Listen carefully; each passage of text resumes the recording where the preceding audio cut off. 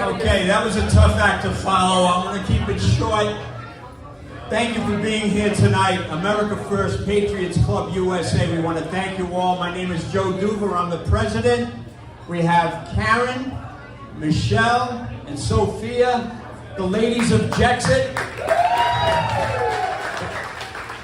Those are my board members. And we want to thank you from the bottom of our heart. Say thank you very much for keeping this going, to spread the word, and hopefully make the crowd even bigger next month. Because there's always a lot of surprises when you see that venue pop up with all those pictures. And I'm talking too much right now, so we're all going to stand up and we're going to pledge allegiance to the flag, okay?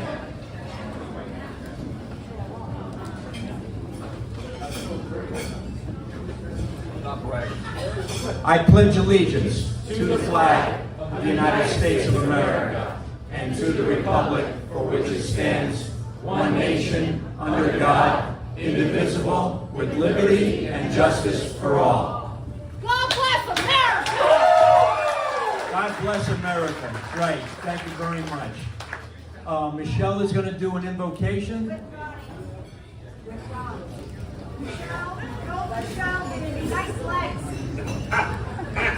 Nice legs.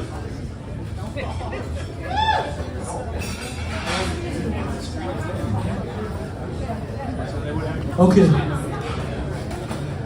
ברוך אתה אדוני אלוהינו מלך העולם שהחיינו וקיימנו והגיענו לזמן הזה. Blessed are you, God, King of the universe, who created us and sustained us and brought us to this auspicious evening. Amen.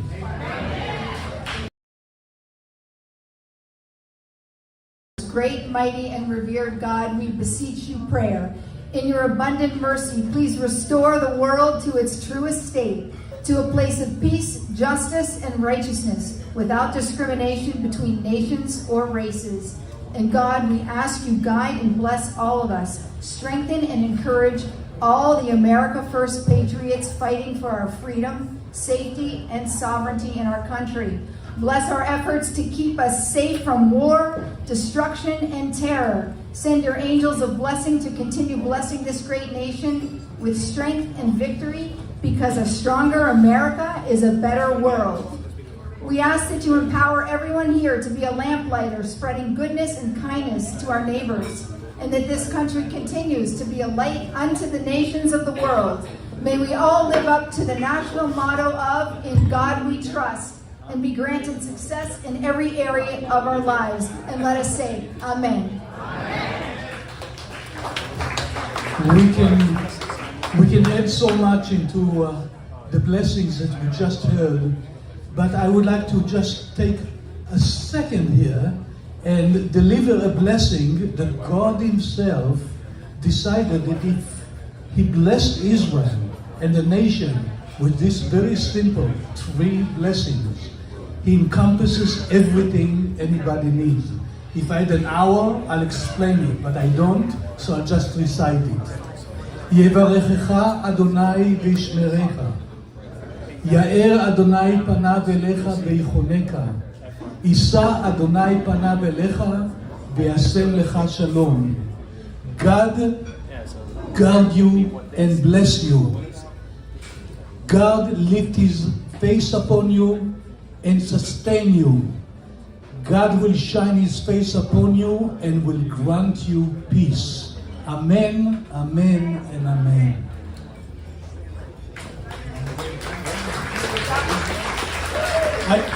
Just 1 second, I want to say also that the JEXIT trip to Israel is almost filled up completely.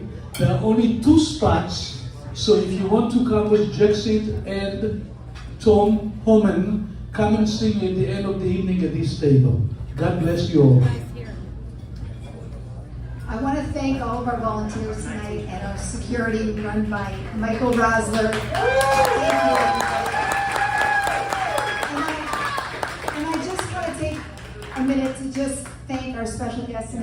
kids. So just give them a hand when I announce their name. Mark Goldman is here tonight. Steve Olympic in the beautiful jacket over there, maroon white jacket. Zoe Levy, superstar, is in the house tonight. And her mom, Jill Jane, is here. And Tom Trento with the United Rights. It's my honor to introduce our next special guest. He is the voice of freedom. He first gained notoriety as a contestant on American Idol.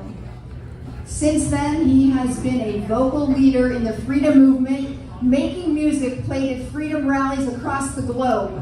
He has now inspired a spiritual awakening among the youth of America, and his heart is with us in our efforts to save our children. Please welcome the international voice of the revival and the revolution, #1 charting top singer, 15-time Billboard artist, and songwriter, my friend and God-gifted megastar, Jimmy Levy.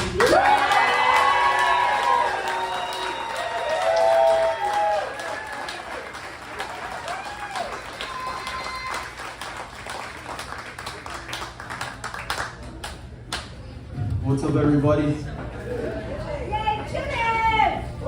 Good to see your beautiful faces. God bless everybody in this room. We're in the beautiful state of Florida, thank God. Everybody, please stand for the national anthem.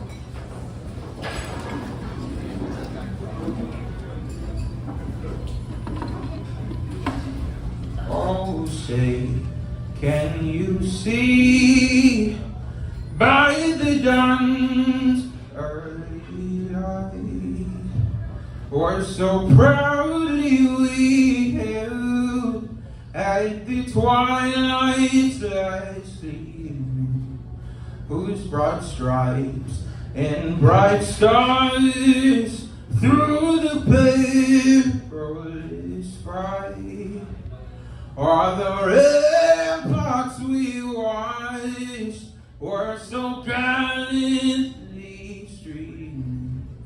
And the rockets red glare, the bombs bursting in air, gave proof through the night that our flag was still there. Oh, say, does that star-spangled banner yet wave?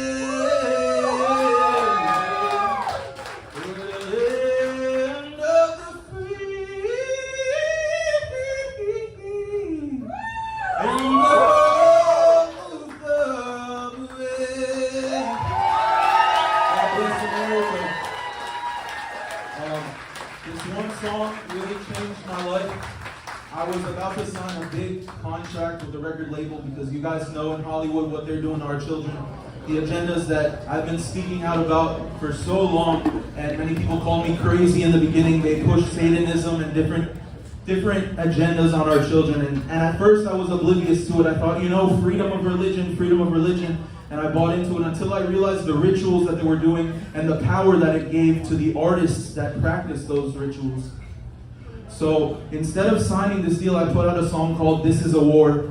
It became #1 in 32 countries within 11 hours. And that was God's confirmation to not sign that deal. And I continued to move on with what my real calling was, which is to glorify Him in everything I do and sing for the freedom of humanity. So before we play it, I want everybody to say it with me. This is a war on religion. This is a war on the children. This is a war on the children. They give you the cure with the sickness. They give you the cure with the sickness. This is a war on tradition.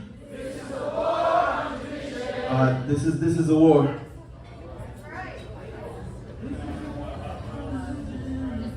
This is a war on the children. They give you the cure with the sickness. This is a war on tradition. This is a war on religion. This is a war on the children. The good go with the sickness. This is a war. We don't have here, but shout out to him.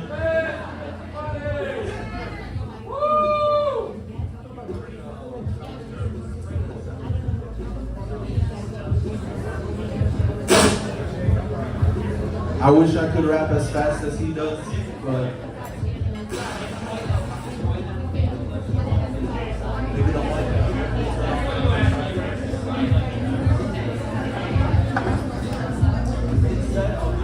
it. The sound is not right now. I'm gonna do another song really quick a cappella, and we'll make up for this. That's it. This song is called "Welcome to the Revolution." This was our second song together. If you know it, sing it along with me. It goes, "We will not comply with the institutions, sick illusion, no it won't be televised. Welcome to the revolution. We will not comply with the institutions, sick illusion, no it won't be televised. Welcome to the revolution." We are the revolution. God bless you all. Thank you.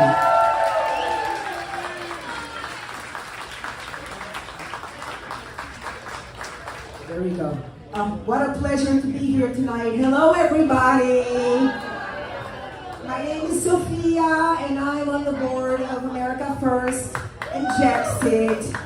And before we start, I just really wanted to clear my name and tell everybody here that I am not a white supremacist. I know, just in case we have any moles in the room, anybody maybe from the Sun Sentinel who wants to dox me. It's spelled with an F. Okay, just letting them know we're a Jewish household, so we cannot be white supremacists, but apparently, with this new trend happening, you can. Are there any Jewish people here in the room who've been accused of being Have you been accused of being a white supremacist? Don't feel bad. Apparently, you have people like Ben Carson who are also considered white supremacists. And Kathy Olsen, she's also a white supremacist. And according to the ADL, if you don't want to teach your 6-year-olds about anal sex, then you're a white supremacist.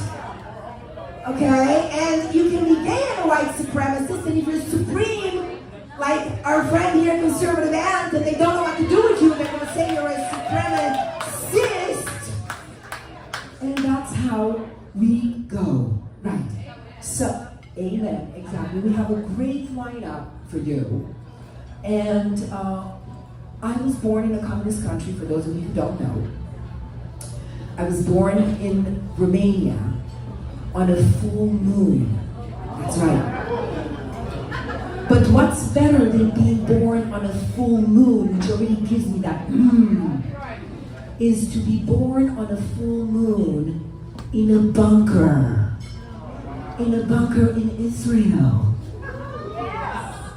So without further ado, I'm going to pass the microphone to our JEXIT spokesperson, C.D. Flicker, who was born on a full moon in a bunker. Hello, everybody. Welcome.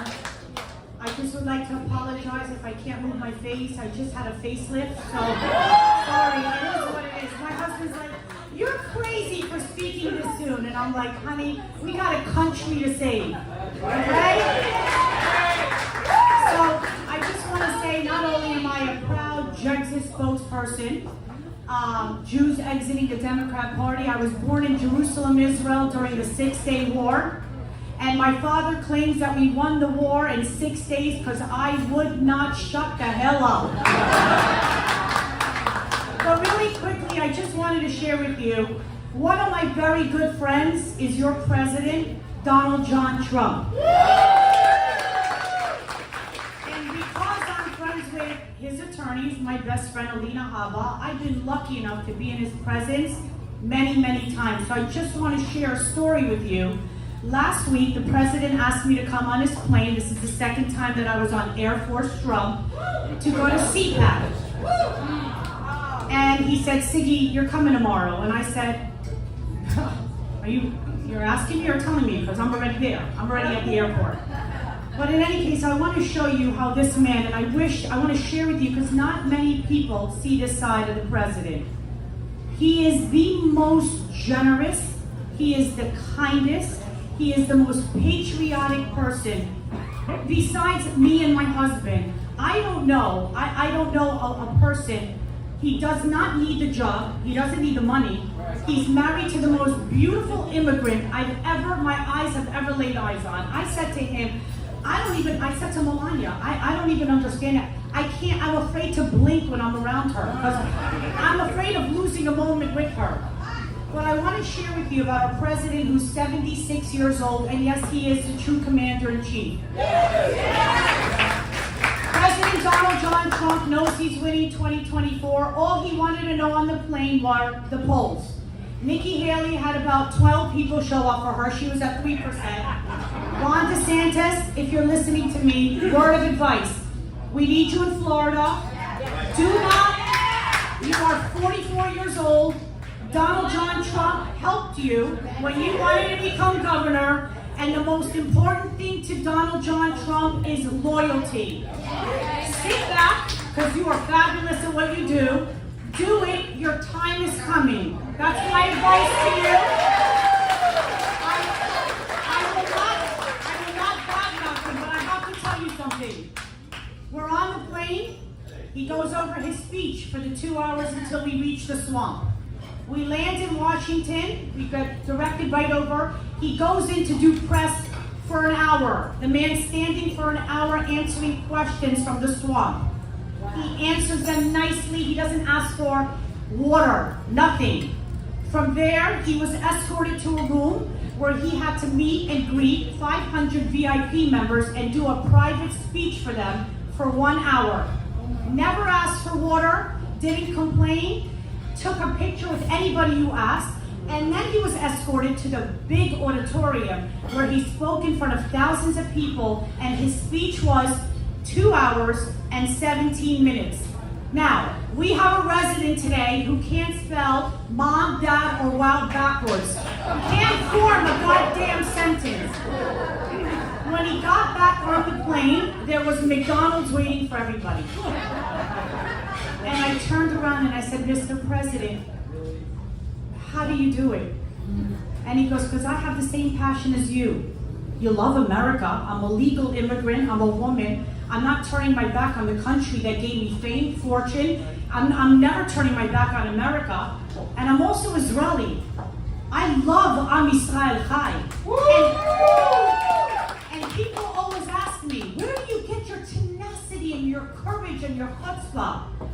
I said, you know what? When you're in Israel and you realize how Israel survives being surrounded by monsters who are going to swallow them up at any second, and we say, oh no. It's called Shema Yisrael Adonai Eloheinu Adonai Echad. There is a God and He sees all. So for you Americans that paid money to come tonight, thank you for coming out. Thank you for being patriotic. Thank you for everything. And my advice to you is stand behind the greatest president in the history of America, because he's not done fighting for you. Thank you. Thank you very much.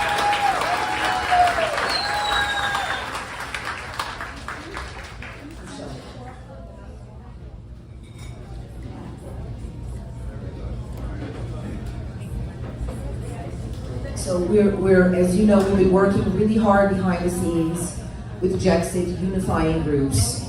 And we're so delighted that we have so many groups here tonight. And we are all united with the same scope of saving the country's children. This is the most important thing. The left has figured out how to hijack the education system and how to steal our children and how to indoctrinate them and how to brainwash them. And tonight we have all these different groups. The left calls us bigots, calls us racist, says that we are dividing the country, and we have all these groups here united tonight to make a presentation and to show you not only how united we are, but how we are going to save the children of the country together. Let us remember that our inalienable rights come from God, right? And we as parents need to make sure that we talk about that and make sure that nobody forgets that. One of the things I'm really proud of that JEXIT is doing is uniting other grassroots organizations, because evil doesn't sleep.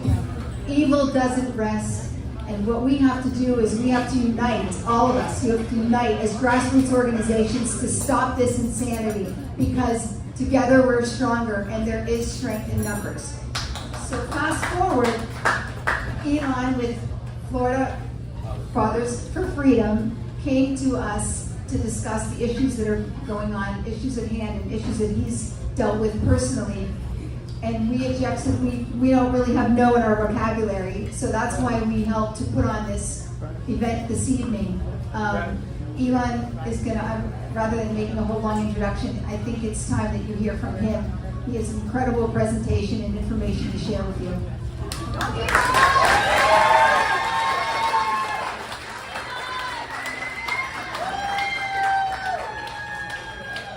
Appreciate it. How's everybody doing? I thank you so much for coming. A lot of good to see turnout, because I think this is a very important topic that we all need to pay attention to and know what's happening and make sure we're standing up for our children. So first and foremost, my name is Elon Gerberg. I'm the founder of Florida Fathers for Freedom, and what we're going to be talking about today is how groups like the ADL are painting parents like myself and parents across the country who are standing up for children and smearing them and telling them that they're extremists, they're hateful and bigoted, when that's anything but the case. So if you could, what we're going to go over today is...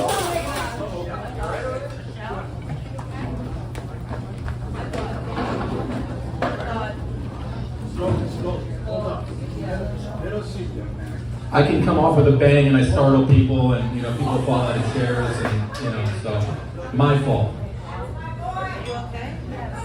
So everybody knows that was Michelle, and she just didn't get enough attention today. So Michelle, are you okay? She's okay. Can everybody give a round of applause for Michelle?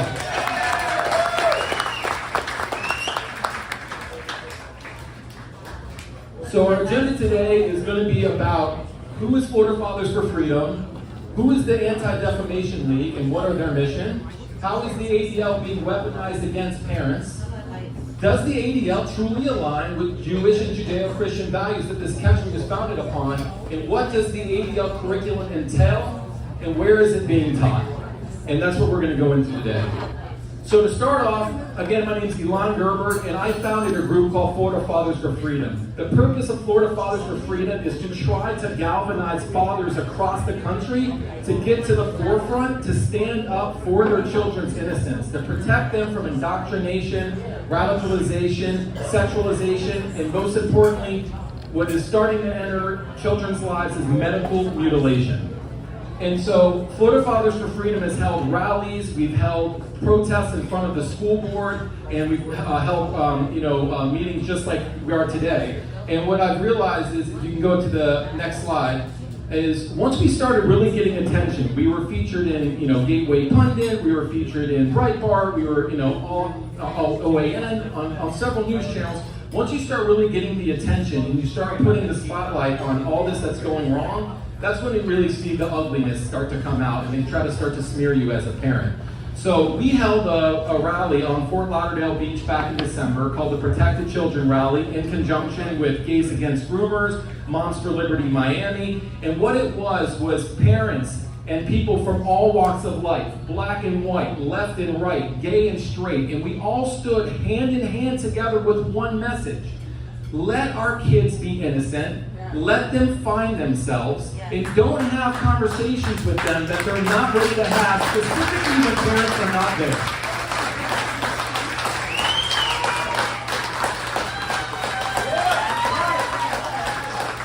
And what I found out in that rally, because we got so much national attention, is how they started to smear me and the people that joined me there.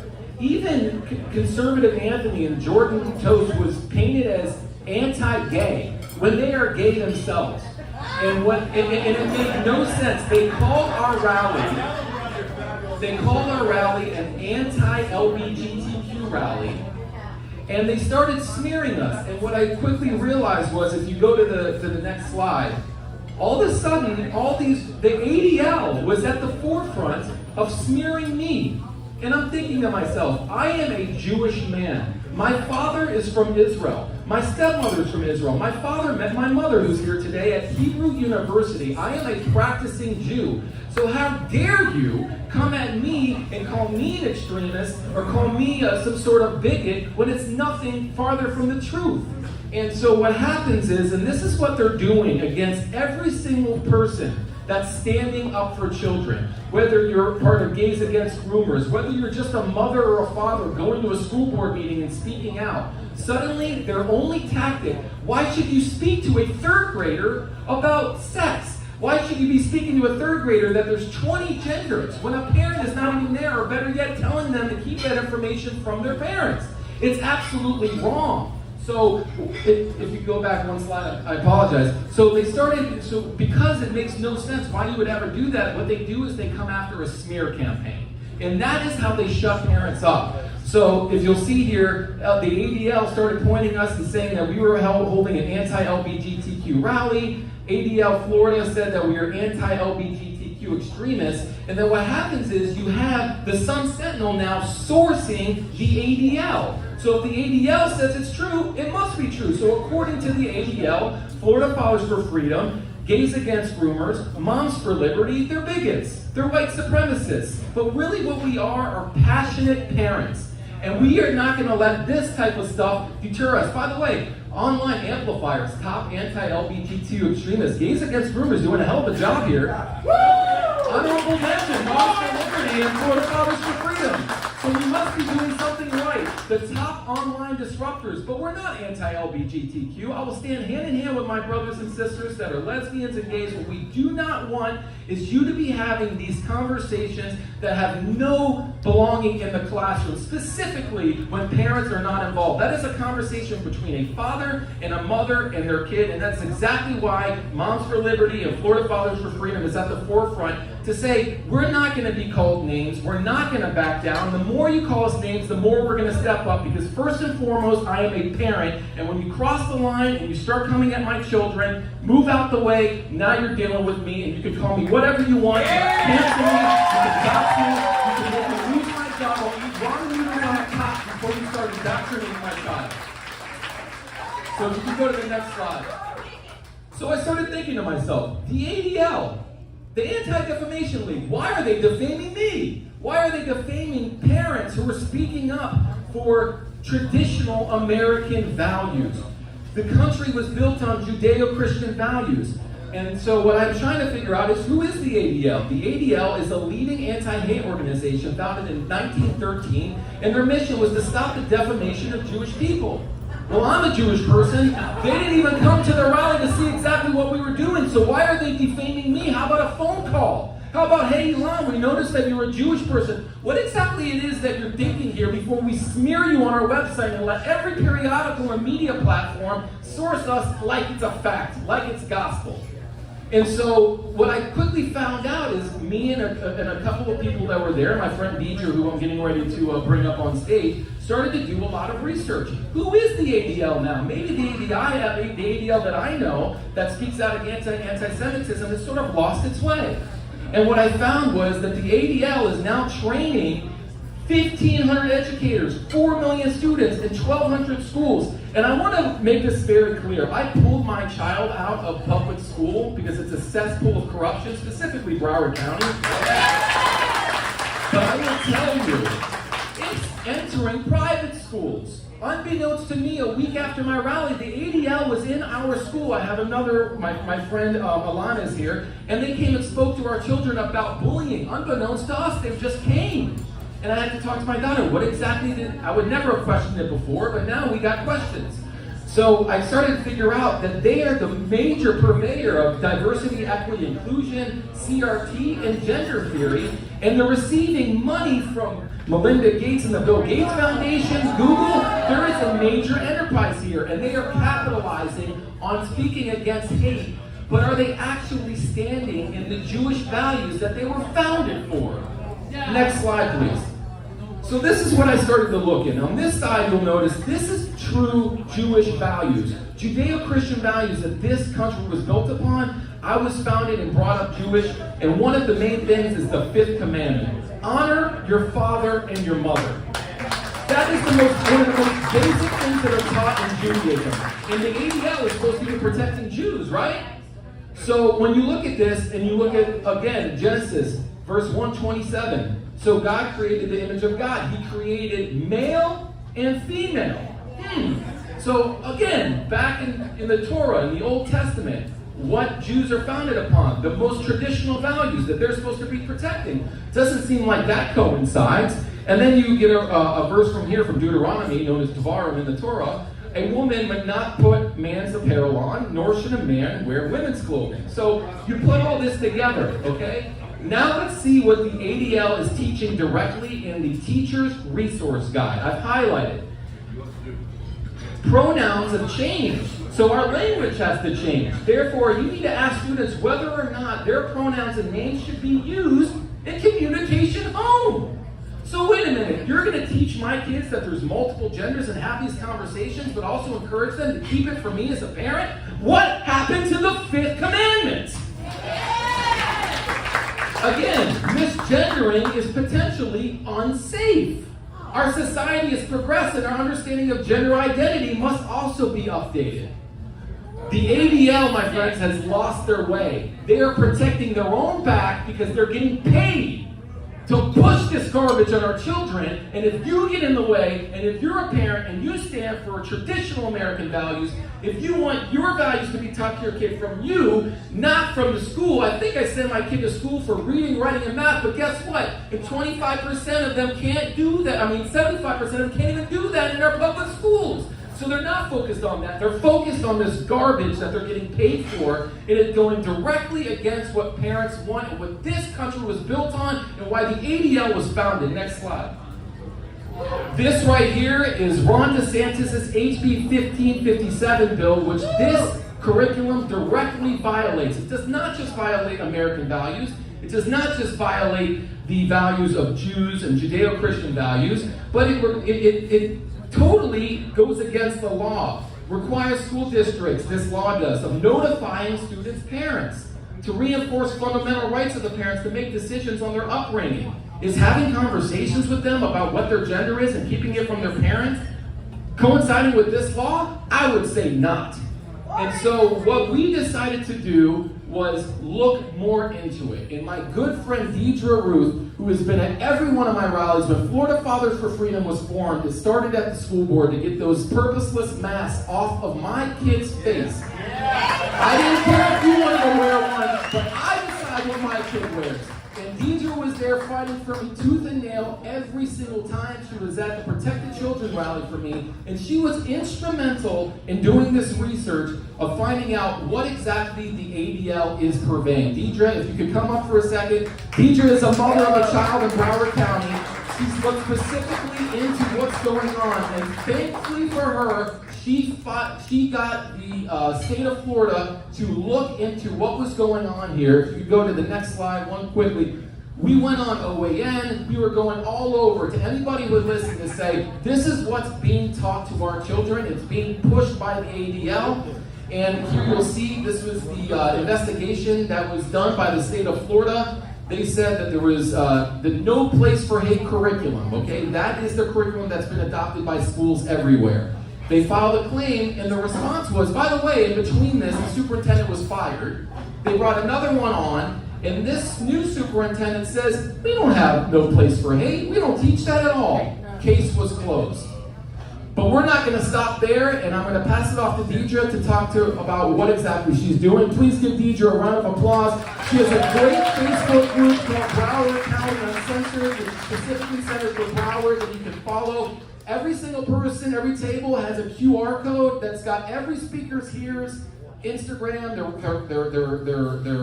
websites and everything. So make sure that you see it and you'll be able to download this slideshow as well. Deidre, please take it away. Please give her a round of applause. Deidre Ruth. So, as he said, the complaint here that the state put in, they said that their response was, Broward County doesn't teach No Place for Hate. So this gets interesting, because they're saying that they're teaching now what they call a world of difference. Well, a world of difference is no difference. The ADL program, can you flip to the next slide, please? Yes. Thank you. The ADL program recently adopted by Broward County Schools without any review of the curriculum. So when they voted to put in no place for hate in this program, there was no transparency in the curriculum that the parents were supposed to be able to review. So a board went in front and said, okay, we're going to vote on this curriculum. There was no curriculum for the board to vote on, nonetheless for the parents to review to see what the kids were looking at. So this is what made me look into this. So instead of adopting no place for hate, they did a world of difference. Broward County Schools has partnered with the ADL for 15 years. 15 years they have partnered with the ADL, but yet we don't teach this to our kids, right? This isn't going into our classrooms. And so here in their own executive summary, and I'm going to show you here because it's highlighted, this is the contract initiation between the school board of Broward County and the Anti-Defamation League. This is their executive summary.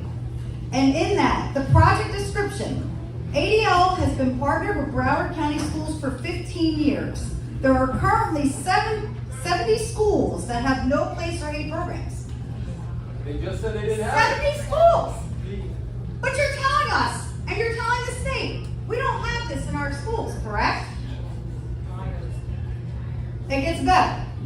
The ADL, a World of Difference training program, is an extension of this program. So, wait, we don't have no place for hate, but now we have the extension program, a World of Difference, which is no difference than no place for hate. You can flip to the next slide, please. So let's dig into this a little bit. What does a World of Difference show to our children? Calvin, here's a lesson for 4 to 8-year-olds that the ADL suggests to our children. 4 to 8, mind you. So let me get into the story of Calvin. Calvin has always been a boy, even if the world sees him as a girl. He knows who he is in his heart and in his mind, but yet he hasn't told his family. He can wait no longer. I'm not a girl, he tells his family. I'm a boy. I'm a boy in my heart and my brain. 4 to 8-year-olds, teachers are reading this to children. 4 to 8. What kind of brain, exactly, somebody just said brainwash, and you're exactly correct. Most 4 to 8-year-olds don't even know if they want peanut butter and jelly in their lunch or a meat and cheese sandwich.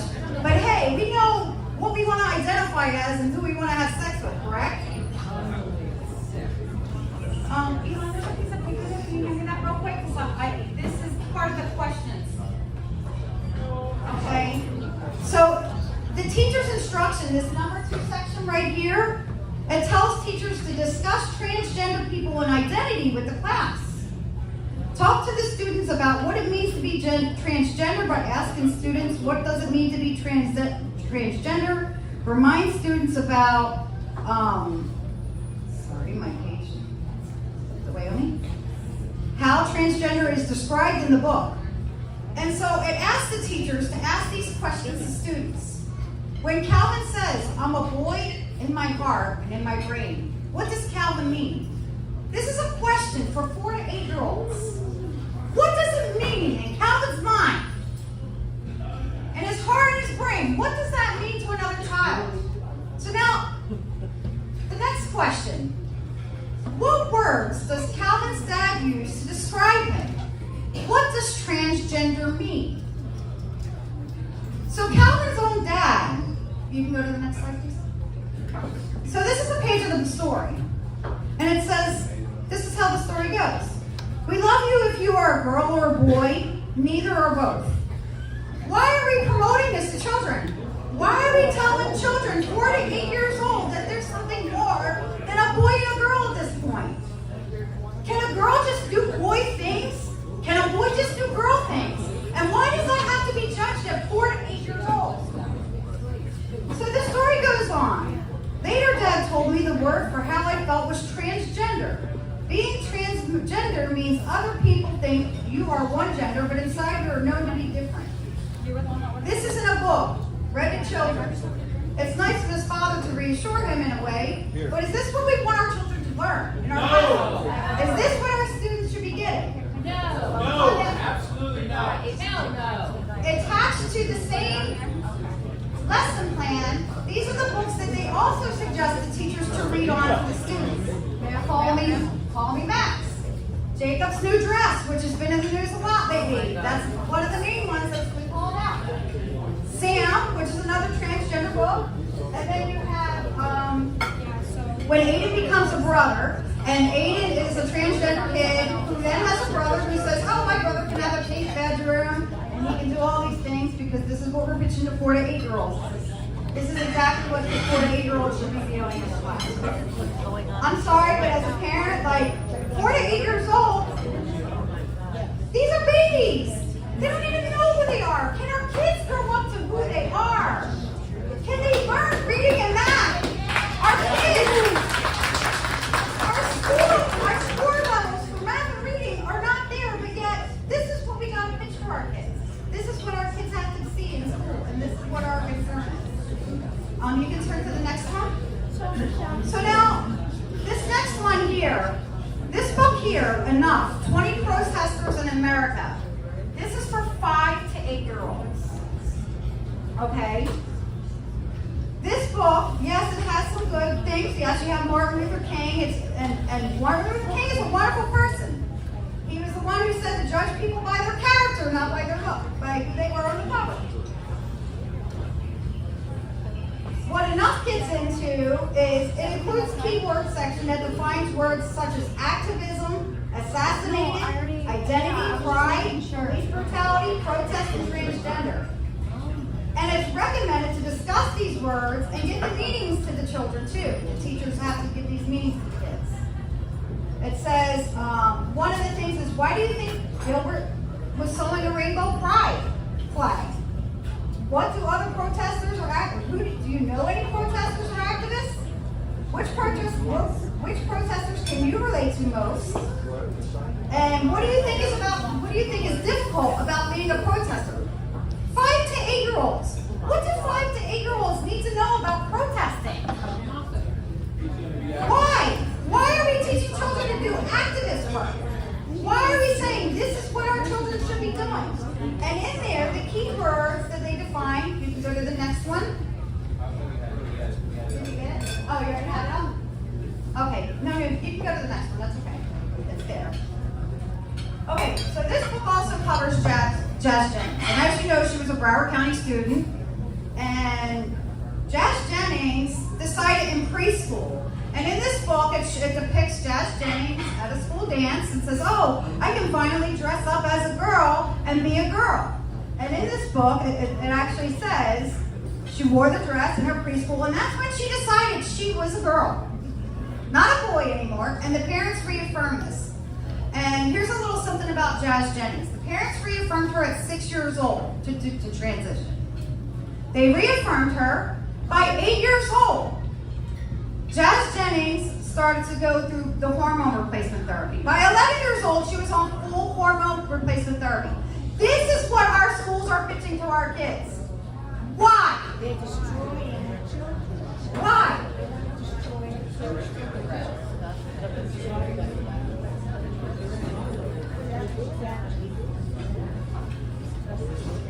This book also goes into Gilbert Baker and the making of the pride flag. And it talks about Harvey Milk. Harvey Milk was assassinated, yes.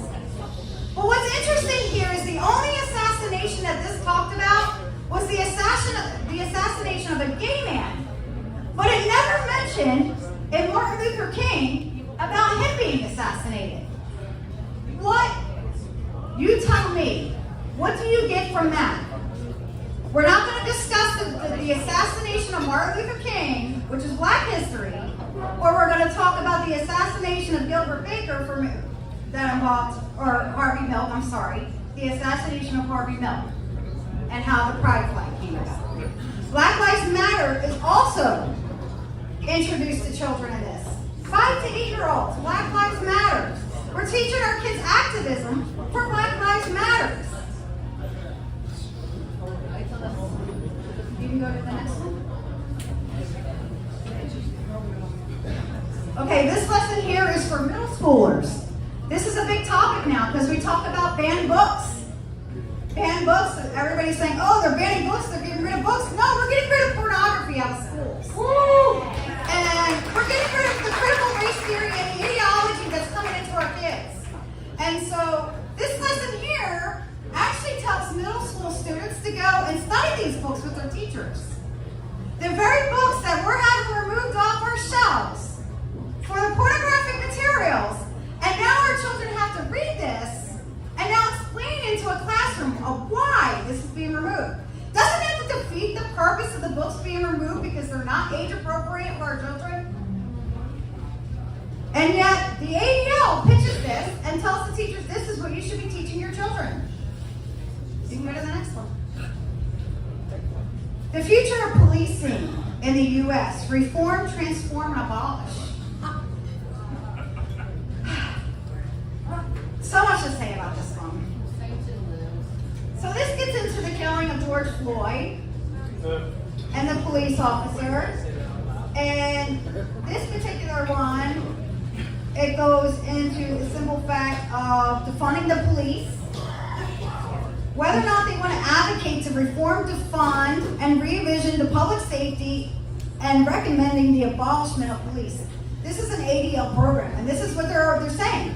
Abolish the police. We are having children sitting down in school, and we're going to discuss how we're going to abolish the police, or how we want to defund them.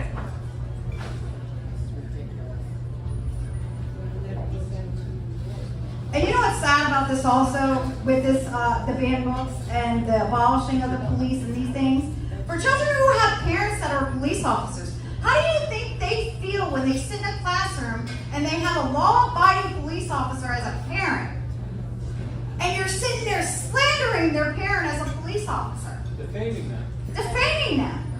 Oh, they're all terrible. They're all out to hurt somebody. They're going to kill you all. You can go to the next one. So that brings us to power and privilege.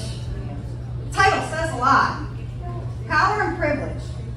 Power and privilege. In this lesson, the students reflect on the killing of Michael Brown through the lens of race, privilege, and power. Students will examine the various levels of racial disparities in the criminal justice system and explore the role white privilege plays in different interactions people have with the police and criminal justice system. And if you actually read the top part of this, I'm getting short on time because I know we have a lot more speakers to come up. If you actually read into this, it actually points out, that the 18-year-old was a black teenager, that it was a white police officer. So now, all white police officers are bad. They're bad. That's what we're teaching kids. Power and privilege. You can go to the next one. Political violence. I know as a lot of people that are sitting here that are Republicans are going to say, oh my God, here we go. This actual lesson is a lesson that the ADL formed for the January 6th event. Yeah. The January 6th event, when they call a bunch of supporters insurrectionists, but yet, there's still a lot of really interesting information coming out on that, isn't there? So, here we go, the ADL pitching a lesson for children, and yet, this isn't a shut and closed case here yet.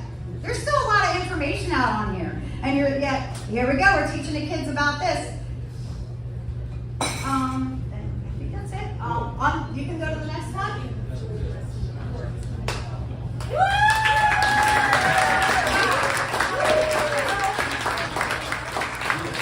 So if you guys want, this is the same QR code that you can follow Florida Fathers for Freedom. Also, if you are Broward County centric, if you have kids, if you know kids who are in Broward County, and you want to get the, some visibility into what's going on and a platform to speak with other parents, an open platform, totally uncensored. The link will be on there as well. Deidre started the group, Broward Censored Citizens Uncensored.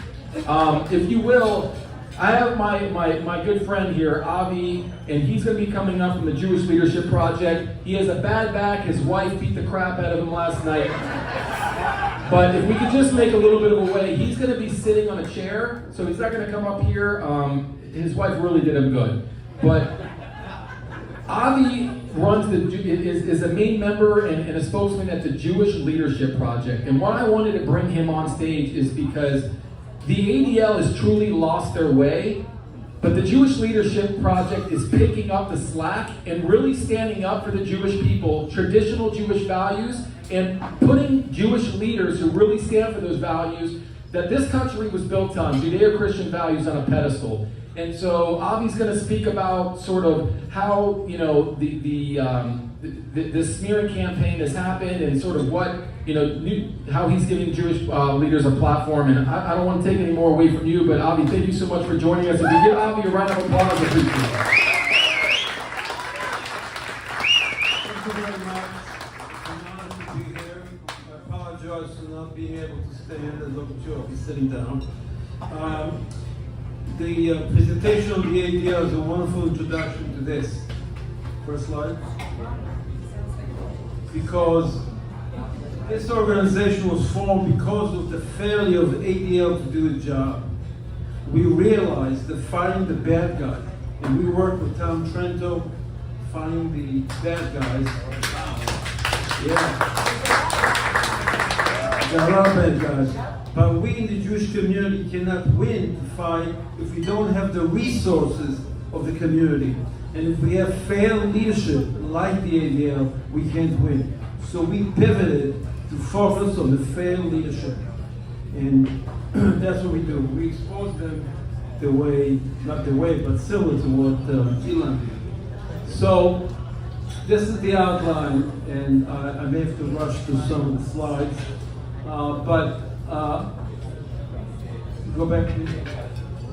Okay, so what are we trying to do here is what's really going on here? If you think about everything that's going on in our country, what's really going on here? Well, one of the things that's going on, there's an assault on the Jewish community and traditional Americans like you, and you know it. And it's going on because of something that someone predicted 30 years ago, which is the elites, our leaders, have abandoned us. And I'm talking about, you name any elite. That's what we experience, and it's a Western civilization failure around the world. The elites are more connected to each other than to the people. Next. So what are the key points? The elites want a perfect world in their vision and for their benefits. Look at the recent bailout of Silicon Valley Bank. Who benefits? Folks in Silicon Valley. We are under assault. War has been declared against us. And it's kind of painful to realize that your own leaders, your own community, and you're under attack. Our kids are under attack in school. Jews are under attack in university. A lot of people are under attack. And we are the frog being slowly boiled. Next. What's happening in the Jewish community is always a danger for society. As Rabbi Jonathan Sachs said, what the hate that begins with Jews never ends. It's a disease in society. Next. The Jewish Leadership Project, okay, was formed in response to what's happening to the Jewish community and the failure of Jewish leadership to deal with it. Our mission is very simply to demand the Jewish leaders prioritize the safety and welfare of Jewish community over all other concerns. ADL does more for minorities, for gays, for trans people, and that's for the Jewish people. It's fine to do all these things, but not the expense. We're a tiny minority. Next. So here's the story. Jews make up less than 2% of the population. Yet 60% of the religion-related hate crimes are against Jews. Jews are 3 times more likely to experience hate crimes. And 2/3 of Jewish students feel unsafe on campus. Many hide their identity. 40% of American Jews are changing their behavior because of the growing hate. Next. Why is Jewish leadership failing? Why is Jewish? Well, not unlike American leadership, civic leadership, they failed to understand the threats. They failed to understand human nature. They have some utopian notions. They have conflicting loyalties between being Jewish and being universalist. And they really don't want to have conflict. They like to accommodate. And they have their own priorities, and Jews are suffering. Next. What's the threat? Jews are fixated on the right wing, or the Nazis. They're fighting the last war. And while they minimize the threat from progressives and radicals. And they fail to internalize the left's betrayal of Jews. The left was always a threat of the Jews, since Napoleon liberated the Jews from the ghettos. But that's past. The left has betrayed the Jews. They ignore the fact that we're importing immigrants from countries which are steeped in Jew hatred. They've been trained all their lives to hate Jews, and they come here. No one vets them. No one tries to give them sensitivity training. And Jewish leaders have failed to educate Jewish youth. So we have these narcissistic Jews who gravitate, become social justice warriors. Most of them work for the ADL. Next. What are Jews? Now, I've given this presentation for non-Jews. There's some confusion. Jews are not just a religion. Okay, they're a people. Okay, with multiple identities, and they have a shared history, cultural practices, belief system, connected to a peoplehood and connected to Israel. So Jews are not simply a religion. Anti-Semitism is not religious bigotry. It's sort of it's a racist against a group of people. Next. Okay, little history, I won't spend too much time. I'm sure you're familiar with Christian Jew hatred, burning at the stake. There's a long history that people are not familiar with, Muslim Jew hatred, massacres. Next. And of course, recently we're experiencing Palestinian Jew hatred, and there's always been communist Jew hatred. Okay? And finally, next, this is not your grandfather's Jew hatred. We have the UN of all the countries in the world. Israel has been criticized with 15 resolutions. Russia? Where's Russia? And of course, yeah, no, it's a joke. And then of course we have this rising woke anti-Semitism that's so appealing to the social justice people. Next. So, if you think about it, contemporary Jew hatred includes ideological assault. It's weaponizing moral value against Jews, using human rights, which Jews invented, against Jews. It organizes institutions, politics against Jews, identity politics. And what you're seeing here is not dissimilar to what's happening by woke attacks on Americans. Americans are being demonized as racist, slave owners, and so forth. It's the same process that's being applied. Any Jews familiar with what's been done to Jews sees exactly what the left is doing to America. America is the greatest country ever. Woo! That's the one that picked them. It's funny because people tell me about Israel. You know, Israel is a terrible place. I said, name one country in the Middle East that's more humanistic, more liberal, more progressive than Israel. They shut. Same thing in the world. Oh, we had slavery. Everybody had slavery. Next. So, what's the goal of Jew hatred? This is interesting. I didn't realize it recently. Consistently throughout history, Jew hatred is always about elimination. First, it was eliminating Judaism. Next, it was eliminating Jews. And finally, today, it's eliminating the only Jewish state. It's always about elimination. We enslaved blacks. Nobody wanted to kill them all. It's only Jews who are target for elimination. Next. Who's doing it? Well, white nationalists, radical progressives, black nationalists, radical Muslims. Next.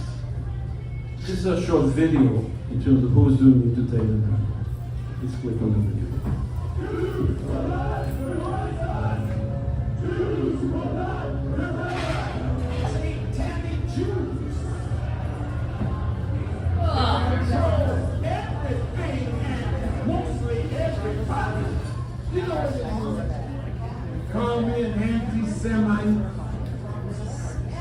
quiet. I'm anti-Termite.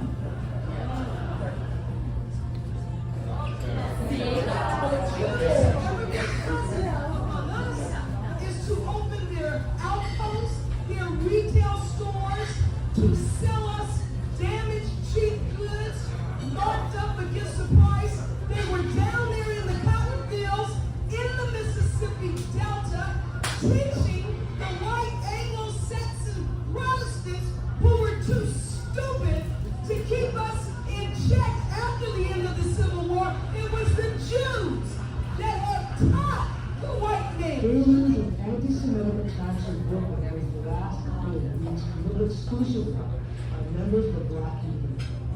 It seems like the Jewish people hold all the buildings down there. And they own everything, they're not sharing nothing. They own everything. They're coming over here, they're taking over. But they're not bringing it back to us. They're kicking us out. A shocking video shows kids in Philadelphia, America, at an Islamic center appearing to about to chop off heads and sacrifice their lives, all in the name of Allah. Watch.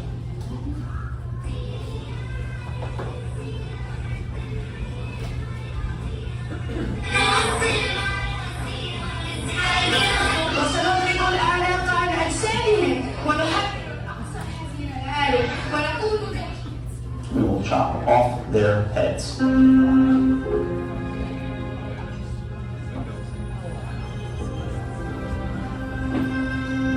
Nowadays in class, I would not wear my Jewish star necklace because it's easier to not be identified as a Jewish student.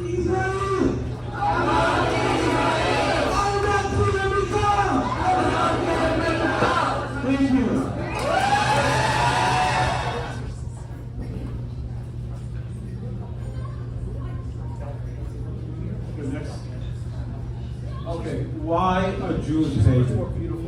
Why any people hate? First is historically it's tribalism.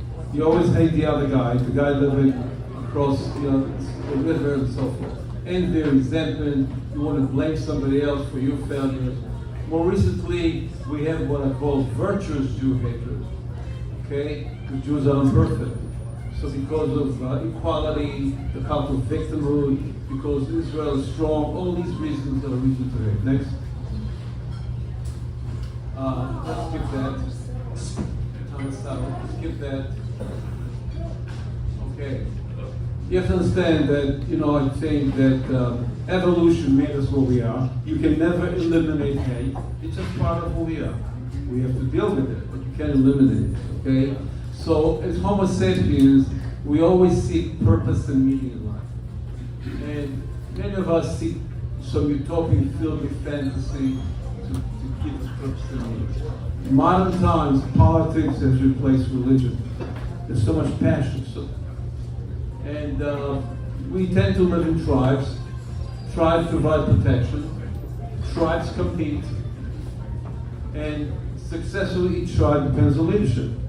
Today, Jews have lousy leadership in America. ADL is a wonderful example. Next.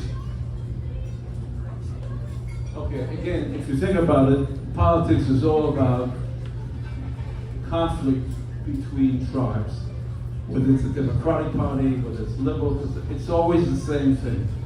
Okay, we don't kill each other necessarily, but we fight. And the fight is always to achieve some higher purpose, whatever you believe in. People used to believe in family, tribe, nation. The global elites want world peace, equality, utopia, climate change. And the way to achieve this is to control people's mind. Next. Okay, so I talked about it. Next. Talk about education. What's been happening here is the hijacking of education. Have you heard of Antonio Gramsci? Raise your hand if any of you have heard. Oh, good. He's very important. He was the architect of what's happening in schools today. He all predicted it back in the 1930s. No one listened, no one read it, no one did anything. He realized that to replace the culture, you have to infiltrate the schools, a major cultural institution. Lenin realized that you got to get to the kids early. Next. This is an important book. This is an important book by James Lindsay, a professor. It's the Marxification of education. He lays out the plan that's taking place right now. He defined a plan. Like, doesn't anybody read this stuff? Next. And finally, there's a book written 25, 30 years ago, The Revolt of the Elite. What we're experiencing is the abandonment by the elite. They no longer feel any obligation to us. They have their own tribe, the global elite. Okay? And they got their own agenda. And you can see it every time. Next. And the way they do it is by changing the hierarchy of values. Okay? A lot of things are important. Okay? What's more important? You know, as a Jew, you're allowed to eat pork. But you don't eat pork. If it's the only thing you have to eat, it'll save your life. Okay? There's a hierarchy of value, and the highest value is life. In our social justice system, the highest value is equality. Forget competence. Doesn't matter. Equality trumps everything. Next. This is the last one. So this is Frederick Douglass, a famous abolitionist. And the message is very simple. That people will quietly submit to any injustice. And unless you fight back, you'll get more of the injustice. So everything that's happening with all your groups is so critical. You have to fight back.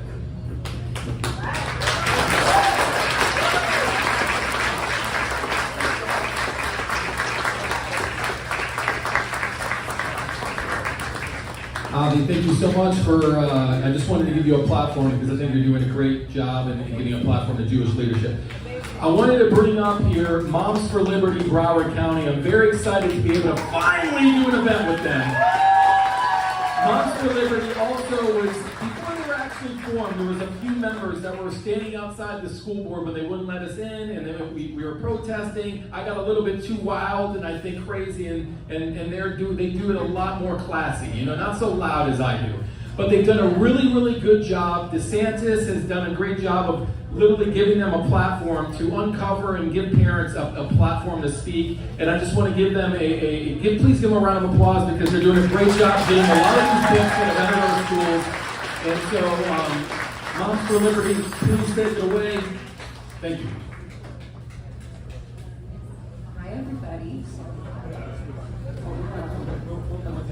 Sorry.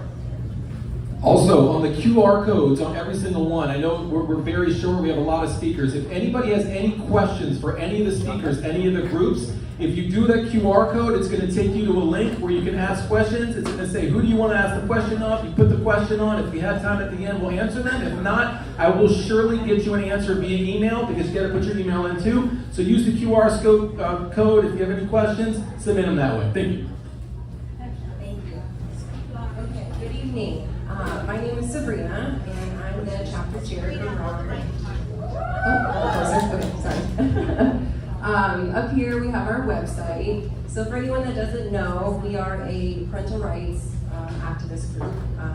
We are dedicated to the survival of America by unifying, educating, and empowering parents to fight for their parental rights in education and at all levels of government. So here, helping me with the slides, or with the website, is Alston. She's our treasurer. Torey is here. She's our library committee chair. And, tonight, two of our other board members couldn't be here, but they're with us in spirit. So we're just going to go ahead and dive into a little piggybacking off of what Elon and Pedro shared, just a little bit different of a examples. So I'm going to go to the challenge books. So there's so much to unpack, but we're just going to show you pretty much like two things that we're working towards. Go up to the top. Nope, you're good. All the way up. And under the resources. So on this page, we have listed, if you just scroll down a little bit, these are all of the books that we have challenged here in Broward County. We intend to challenge many, many more because there are literally hundreds of inappropriate books, explicit books, books that are pushing all this ideology But so far, this is what we have been able to challenge right now. Only 3 of them have been removed. The rest of them are still pending. And right now, ECPS, their media center is not really working with us. So they were working with us in the beginning, but they have all of a sudden now passed the buck onto the principals. And they're just making everything a lot harder for us. So, can you click on the bluest eye? So all of these are links, and they have examples. I think I did see a child in here, so we'll just show this one because there's no images. Some of them do have images. Yeah, I mean, well, we have some of the examples at the back too, so those books have images in them. But you can see that it has all of the schools that this book is in. And again, this information may change depending on if the school decides to remove the book on their own or whatever, but the most accurate information is actually on the Follett Destiny website, which we have links to. So, Alston, if you could just go back to the main page, please. So scroll down just a little bit. We have links to everything. There's so many resources on our website. These are just some of the covers of a couple of them. The sold one is horrible. It has pedophilia in it, child rape. So keep going down just a little bit. So Florida Citizens Alliance is another organization that we work closely with. They have a great list of books that are inappropriate all throughout the state of Florida. If you're also looking just to review the content of a book, not necessarily in Broward, but anywhere, scroll down just a little bit. There's booklooks.org, there's a link there. So this is just really resourceful. It's just all about, easy access to get to what you need. Keep going down just a little bit. For the sake of time, I'm just trying to skim through all of this. But we have the Florida statutes here listed, which clearly outline that this content is illegal, it's inappropriate, and it should not be exposed to minors. And then we have our statement. So a lot of the media has reached out to us and they want to do interviews and all of that, but as we know, the media doesn't like us, so they tend to twist our words and falsely represent us. So we find that it's just easier just to submit our statement, and there's no way that they can really falsify that. So keep going. I think there might be a little bit more down at the bottom. Okay, yeah. So river control, ban books, blah blah blah. We don't ban books. We advocate for minors to not have access to pornographic and explicit material without parental consent. And this is on the taxpayer dime. So this should not be in the classroom, it shouldn't be in media centers or anywhere where children are at. So we're going to go ahead and just look at the next page, which is CRT and CEL. So there's so much to talk about. But I'm just going to read a brief overview because some people don't really know what critical race theory is. So it's race Marxism, to put it plainly. CRT applies the Marxist theory to race and claims that every cultural inequity is due to a racist system controlled by white supremacists. So it pins oppressor versus oppressed, and those are the categories. You're in one or the other. And pretty much, so if you're in an oppressed category, there's no hope for you. And so I don't think that that's pretty effective when we live in America. And this is the land of opportunity, and it doesn't matter who you are, where you come from, you can do anything that you put your mind to. So I think that that's more effective to teach our children than to teach them that they can never get ahead in life because of another group. Your kids go to Paula Prairie Marxist schools. I'm glad that the gentleman highlighted the Marxification in education because it is an amazing book. James Lindsay is absolutely phenomenal. He's incredibly smart, and if there's anything that you read, I would highly recommend to read that book. But pretty much his overall goal, Paulo Freire, who was a Brazilian Marxist, it was to make the children politically literate and not actually literate. So if we look look at our scores and we look at where the children are performing when it comes to proficiency in math, proficiency in reading. It pretty much outlines that this is the problem. This is the problem. They cannot read proficiently, they can't do math proficiently, but they know what assassination is. They know what police brutality is. They know what climate change is. They know all of these radical, ideologies are. So go ahead and go just a little bit. Yes. Yes. I'm so sorry to interrupt. It's okay. This is shocking. Thank you for Yeah. doing it because I have kids who are older. Well, we live in the great state of Florida. We have a Mhm. fabulous governor. If this was happening in LA, I would say I understand. Right. How can this possibly be happening in Florida? I'm glad you asked. So even though we have legislation that prohibits this, it's still in our schools. And so actually the legislation that passed requires some of these topics to be discussed. However, I don't want to say it's the teachers, but it is the system behind it that makes it taught in a specific lens. So they're supposed to talk about slavery. They're supposed to talk about the Jim Crow laws. They're supposed to talk about the inequities between different groups. So since they are required to teach that, they will take the Marxist lens and intertwine it into that. So that's how they're getting away with it. And then you have rogue teachers that they just are going to do what they want, and they're going to risk their license, and they don't care, and they've been radicalized, so they want to teach it. The other thing is, like I mentioned, a lot of people don't understand what CRT is, so they will say, "Oh, this isn't in our schools. We don't teach that. Teachers aren't doing this, blah, blah, blah." And again, it's not just the teachers, it's the system in general, but it's not a subject being taught. So your middle school or your elementary school student is not being taught this as a subject. It is the entire framework and the lens in which the curriculum is taught. Did you have a question? Yeah, so you say that you have proof, right? Mm-hmm. So give us an example. Yeah, so do you want to scroll down a little bit? You gotta submit your questions through the thing, man.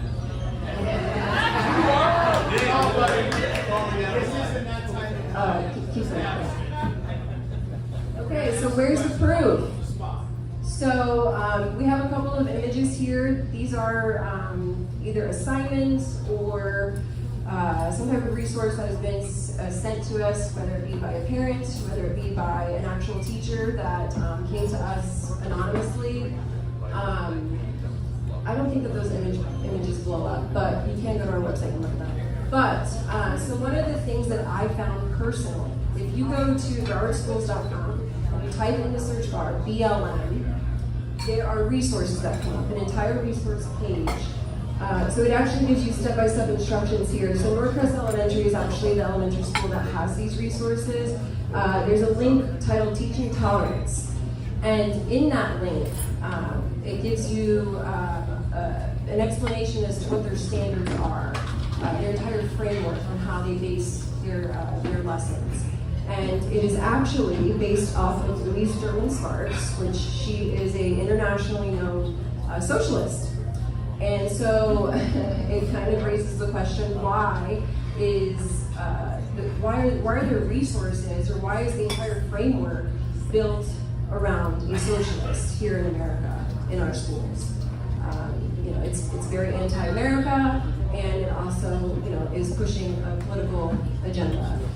There's also read aloud books. There's a Black Lives Matter instructional library, and these are just a handful of the examples. There's so much. Just recently, I don't have it on here because I couldn't figure out how to link it onto our page, but in Fort Lauderdale High, there was an entire performance done where a student dressed up as a Black Panther gave a spoken word performance and talked about BLM, Angela Davis, police brutality, and all of that. And then there was another group of students that proceeded to do a performance in leotards and dance very explicitly. So, yes. So I want to, real quick, let me add to that.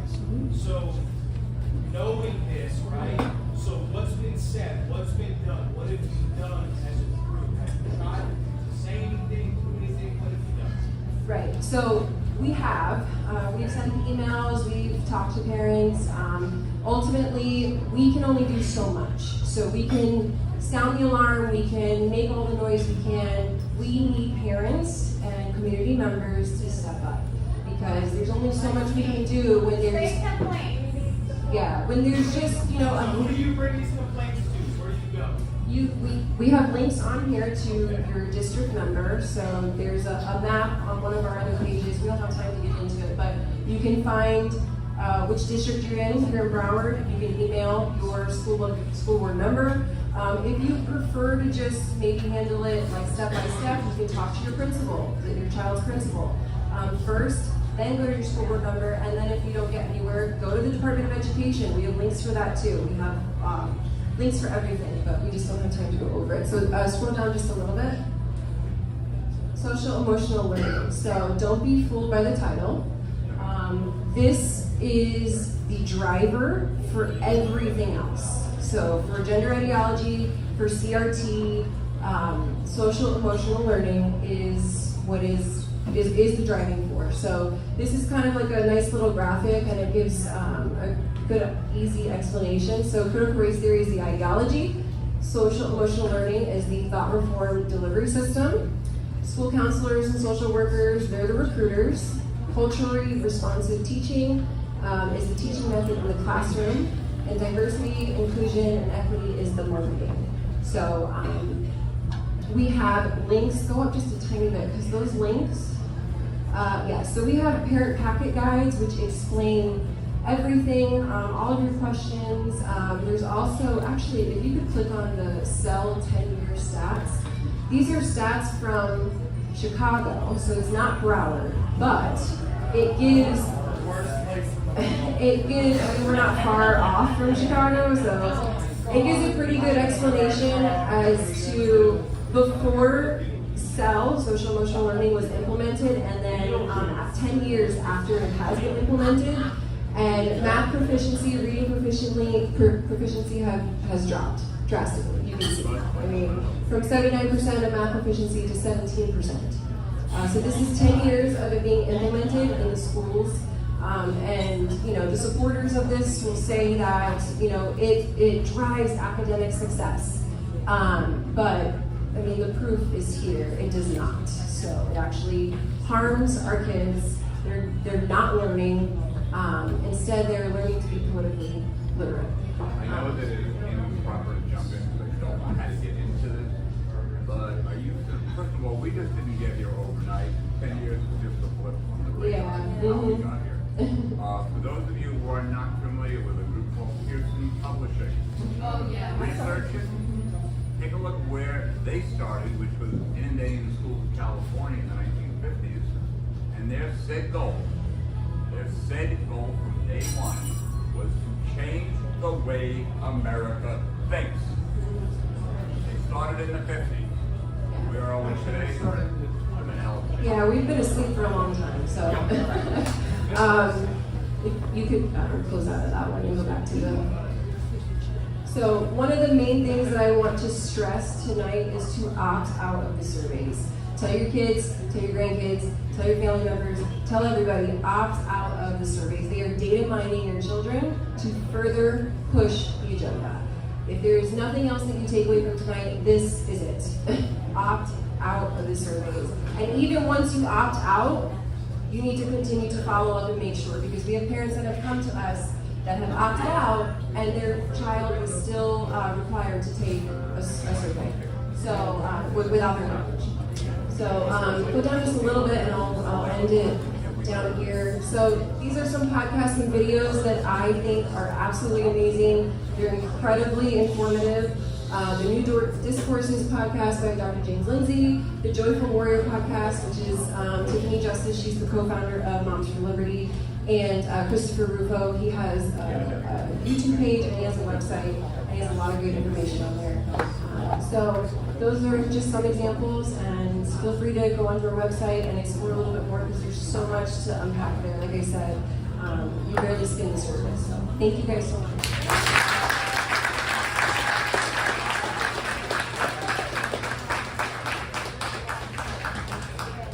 Did anybody lose a phone?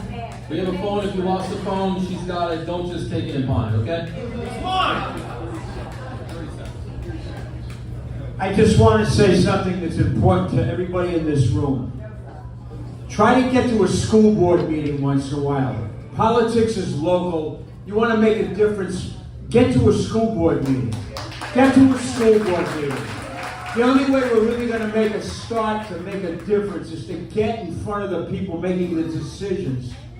And we have to let them know that we, the people, have the power. They work for us. And that's exactly why we're doing this today. Florida Fathers for Freedom is all about getting fathers at the forefront. Moms for Liberty is doing that exact same thing. So if you want to know how to get involved, go on their website, join. It's not just for moms, it's for concerned citizens, and they're doing a really great job. A round of applause for Sabrina McGinley. So Torey Alston was directly appointed by Ron DeSantis to the Broward County School Board. He could not make it because DeSantis called on him to last minute do something, but he wanted to let you know that he wanted to be here. But what we do have here is Joseph Carter. Joseph is a great friend of mine, and I will tell you, Joseph is the type of teachers that we need to be celebrating. When the mask mandates were going on, we caught a Broward School Board Teacher Union president, Anna Fusco, and the superintendent at a large packed event with no mask while my daughter had to wear one just to go to preschool, or just to go to recess in kindergarten. Joseph called them out. He had a video that went viral. My man Chris Nelson actually caught them without the mask on. And then Joseph went ahead and said, it's hypocritical. How can this be happening? Joseph got fired for that, and you know what? Joseph has made his way back in, but just when we had that rally, you know, parents were smeared, Brenda Pham, who was a school board member, was smeared, and Joseph continues to show up because he's doing right by our children. He's teaching them reading, writing, and math. Forget the rest, and I just want to give him a platform to say what he's doing because he is the type of teacher we need. We need more of them, and we need to be speaking up and standing up for teachers like Joseph and calling out the ones that are indoctrinating our children. JC, if you would come up, please. JC Carter has a park named after his grandfather on Sunrise. This man is from a legendary family. Please give him a round of applause.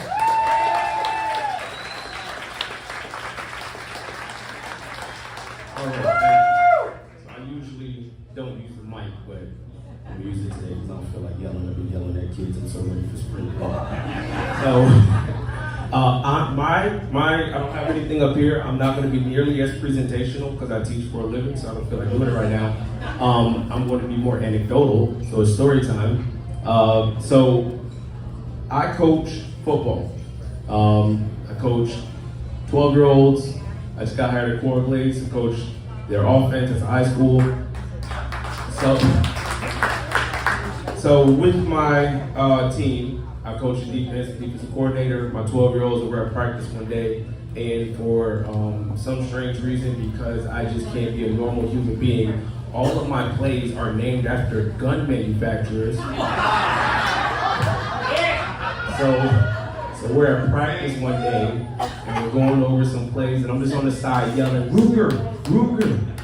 And they're moving around, and after that, Mossberg, Mossberg. They're running around. So after practice, dad comes to me, and he's like, were you yelling guns out at all the kids? And I was like, yeah, those are my plays. And he was like, aren't you a teacher? And I'm like, yeah, but in my head, I'm like, damn, about to get fired again. But then he pulls me to the side and he goes, a little quieter, he goes, is there any chance that you are a Trump supporter? And I was like, oh yeah, for sure. And he gives me a hug. He's like, I wish there were more teachers like you. So after my heart stopped beating because I can't afford to get fired again. So I say that to say this. A lot of people since 2016 have been afraid to say that they're a conservative. Now, I don't like to go around telling everybody that I'm a conservative. Like, I definitely wouldn't wear it on a hat or anything like that, because that's crazy. But a lot of people are afraid. I've heard, these are the answers I've heard. Do you support Trump? Well, I don't really like his personality, but I support his policies. Or, this is my favorite one. Fiscally, I'm a conservative, but socially, I'm liberal. And it's like, why can't you just say yes? Just say yes. Are you a conservative? Yeah.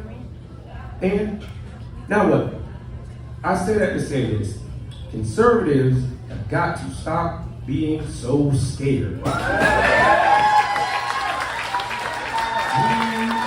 got to stop being so afraid of everything. I ran for state senate. I got called a coon. I got called a self-hating black person, except they didn't use black person. They used a hard R. I got called a white supremacist, which is crazy, because I'm not even white. That's crazy. Like, that was news to me. I got called Islamophobic, homophobic, transphobic, all the phobics. All the phobics. I got called a rhino, didn't understand that one. I got called all the names, lost my job, and kept trucking. We gotta stop being so scared of everything.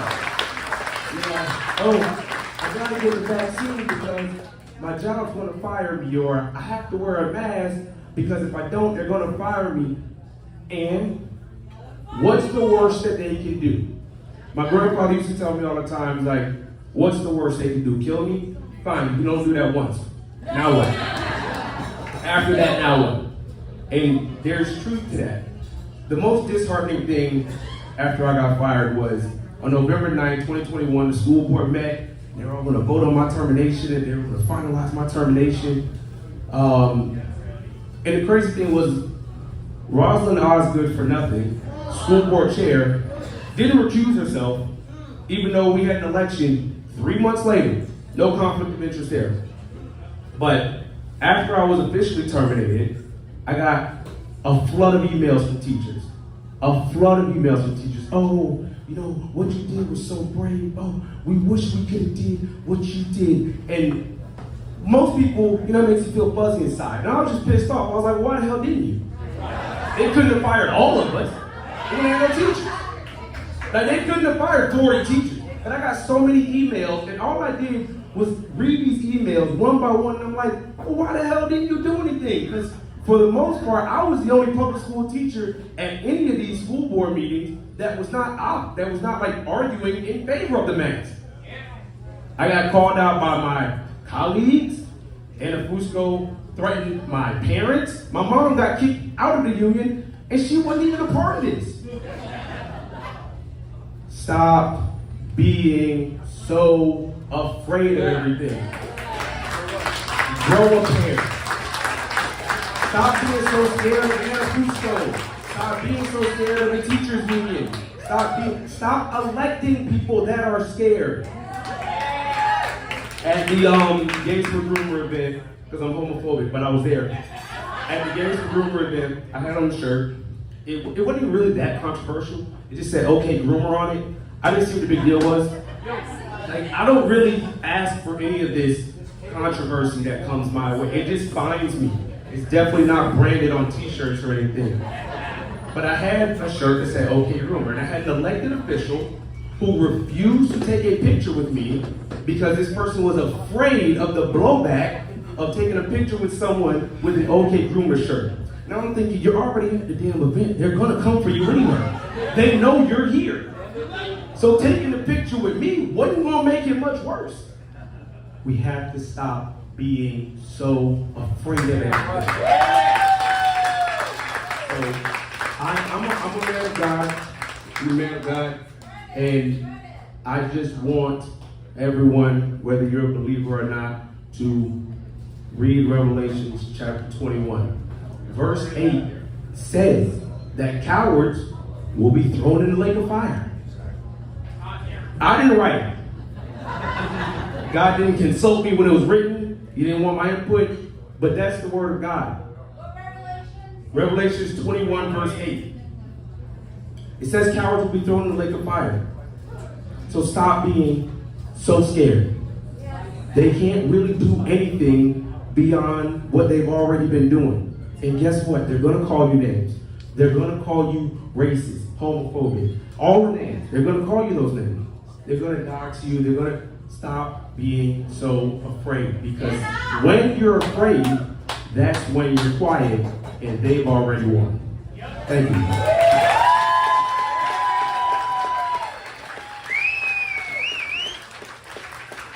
JC Carter, ladies and gentlemen. We need more teachers like JC. Thank you for what you're doing, brother. So, I am so psyched for our next speaker here. Has everybody in here seen What is a Woman? Have you seen it yet? So, the reason that we're doing this event today, the Empower event, is all about providing transparency into the classroom, showing how parents are being smeared and how they're trying to intimidate us from speaking out. But this whole radical ideology, teaching children these type of things at a very young age when they're very impressionable, is so dangerous. And I'm so thankful to be able to introduce Scott, because Scott came, he flew all the way out here. It had nothing to do with the fact that it was Florida and he's staying on the beach, but we got him out here. And what Scott is going to speak out about, if you don't know Scott Nugent, Scott was actually born a female. Scott is a mother of 3 children and went through a surgery, and he is now a trans man. And he is going state to state, speaking with elected officials, commissioners, and courts to stop this radical agenda on our children and stop them from being medically mutilated. And Scott is a hero in that regard. And so if you could, please stand up, give him your biggest warm of applause, because he's going to talk about exactly what he's doing to stop this attack on our children. Scott, thanks so much for coming.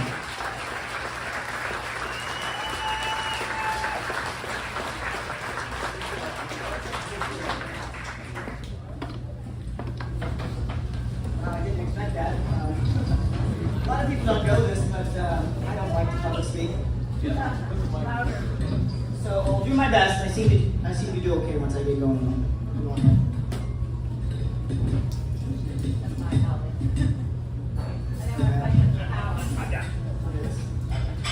So before I get started, I want. Well, by the way, he just kind of gave all the supplies away. I'm a trans lesbian. I wanted to point out something. Today, I'm wearing Bring God Back. And it is an organization, it's a Christian organization, and I'm not a Christian. I believe in God, but I'm not a Christian. I'm staying at a Jewish home. Awesome family, and I'm not Jewish. I've got Gays Against Groomers on here, and I'm kind of half gay, half, I don't know what the hell I am, but that I kind of belong there. And, all the other things. And the thing is that we have created such a divide within our society that we have a total blind spot. And I want people to understand before I get started that social media has made an absolute business model out of left and right. If you're able to do that, we started with Fox News, left, right. When you do that, you leave a blind spot. So I want to encourage everybody to stop with the laziness of left, right, conservative, Republican. We're all people.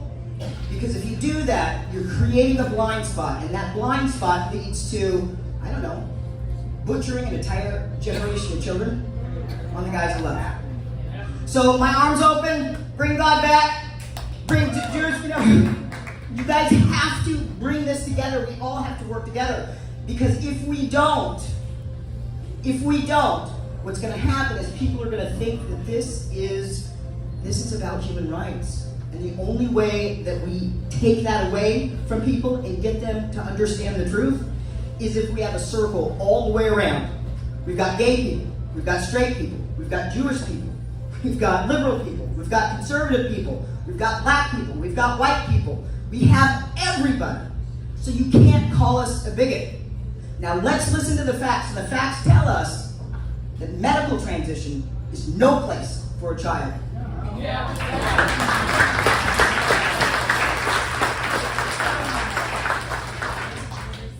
What's the code? Code.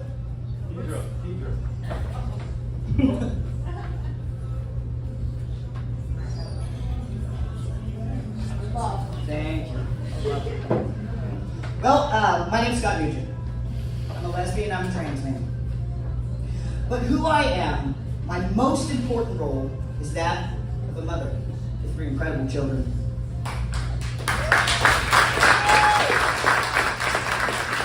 I'm a mother, I'm a woman, and I've given birth and carried life.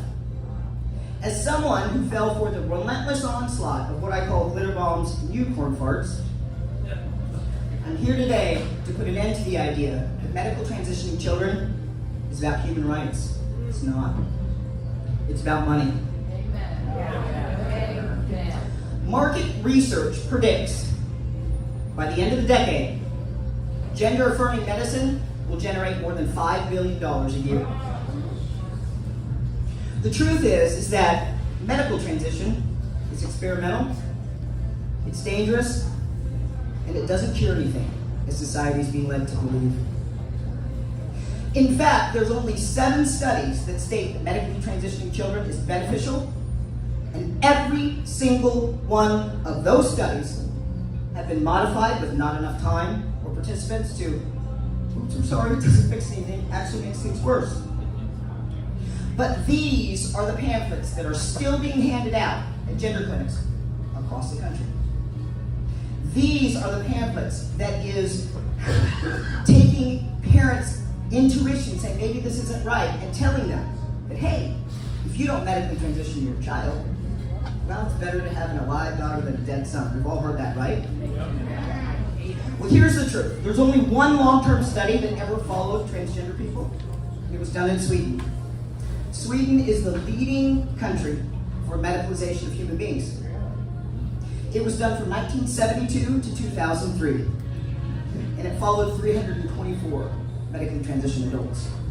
And what it found was these children will be more suicidal after they medically transition, 7 to 10 years. Yes. So all these children, they are going to start killing themselves. In fact, the recent study that was just modified discovered 2 kids within a study that committed suicide that they covered up.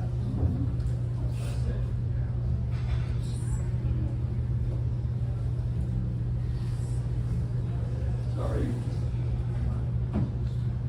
What is it again? Love. Well, there's 6 letters here. So I'm not that smart, but I think that's wrong.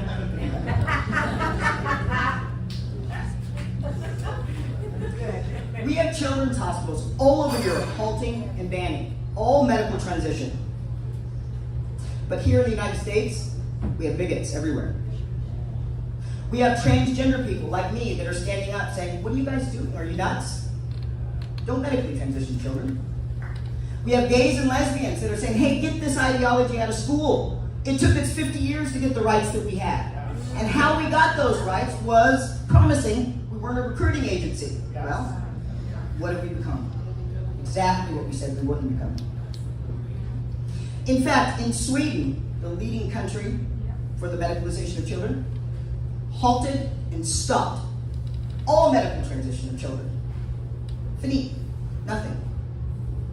And the reason why is on top of finding early onset osteoporosis, on top of finding 19 and 20-year-olds with hearts and lungs the size of 12-year-olds, never to fully develop.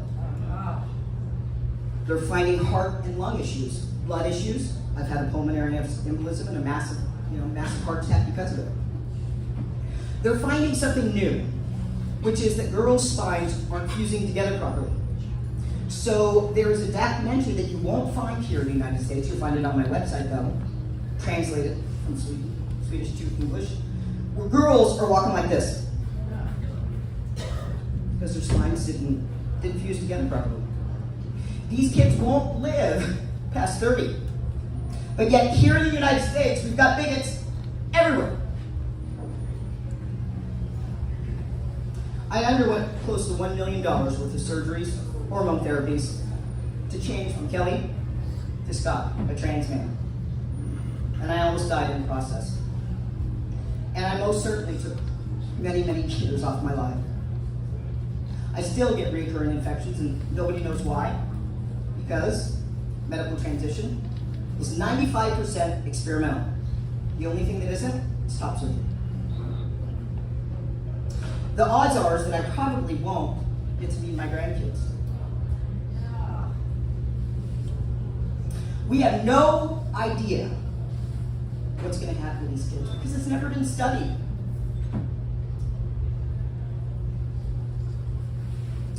Instead of saying to children that there is no one way for a woman to be a woman. You see, women come all different ways. And there's no one way for a man to be a man. Instead, we're telling children that they were born in the wrong bodies. At 42, I was in a vulnerable place. I'd been married to a woman who just despised being a lesbian. And our whole relationship was always a joke. You're just a man in a woman's body kind of thing. And I always had a strong personality. Just think of me in kind of a boardroom meeting and slamming the door open with 6-inch heels, lipstick. I mean, I looked like a woman. No, I wouldn't look like a man. I looked like a woman just sitting down just going, everybody shut up! Where are the numbers? That was me. So I never quite fit. And so the years and years and years and years of hearing that, and then watching the Jazz Jennings and all that kind of stuff, I just kind of said, God, maybe I was born in the wrong body. And my wife was like, maybe you are, maybe I'm not a lesbian. So the next week, I sat with a trans woman therapist. Now keep in mind, I was in business sales, so I had a business suit on, I had heels on, earrings. I did not look, I have a strong personality, but I didn't look like a man. And the first thing that this trans woman therapist said to me is, how long have you been dressing like a man?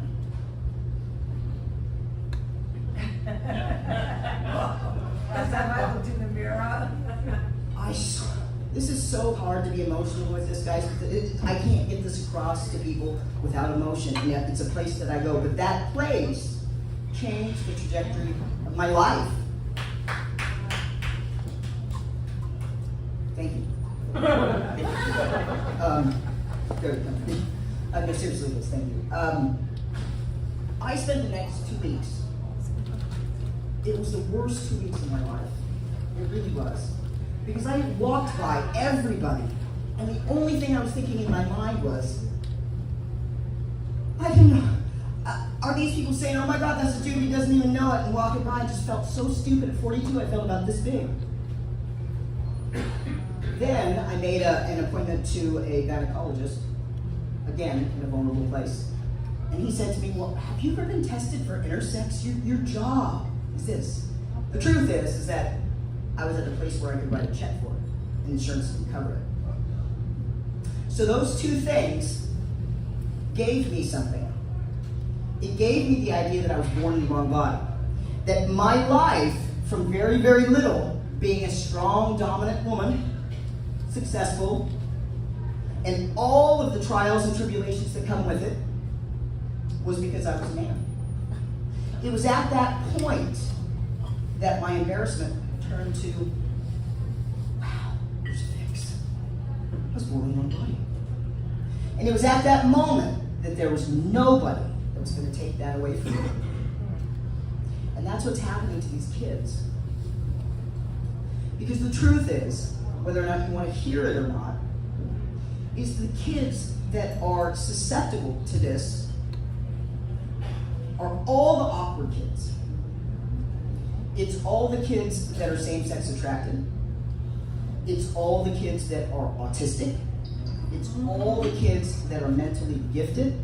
It's all the kids that are mentally ill. It's all the kids that have been abused. There is always a comorbidity or commonality, as I like to talk. It's scary how high that percentage is. So what we're doing, and I want you to follow me with this. At 11 years old, we're telling these beautifully awkward children that are different. And let's face it, how many different people in the world has changed things? And how many sane people have changed things in the world? People that do great things are different. Right?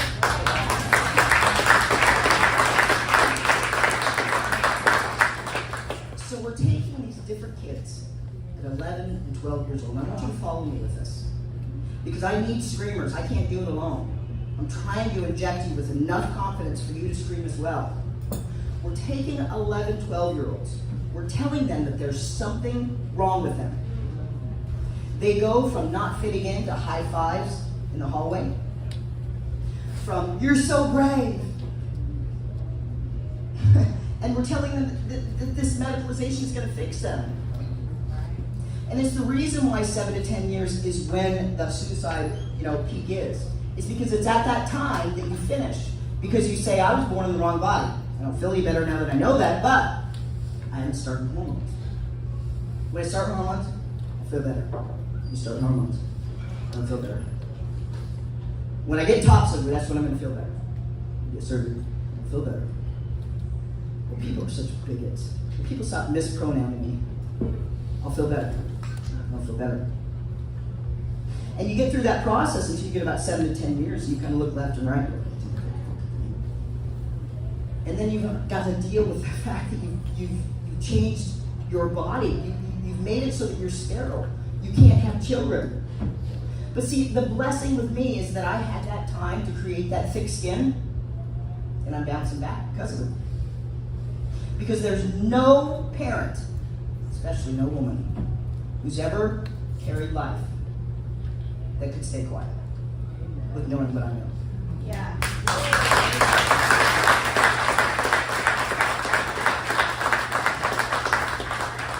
So these 11 or 12-year-olds that we're telling that they were born in the wrong body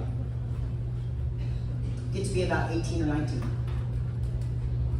And then they realize it didn't help. So then we're grabbing these kids, these girls that have been on testosterone for 5 or 6 years, that will never look like a woman fully again, never sound like a woman, and vice versa. And we're telling them that they get detrans. Because it's an agenda. It's a right or left thing, right? Right down the middle. Total blind spot.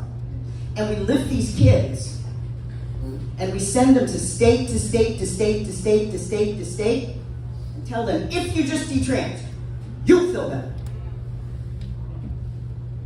Well, what happens?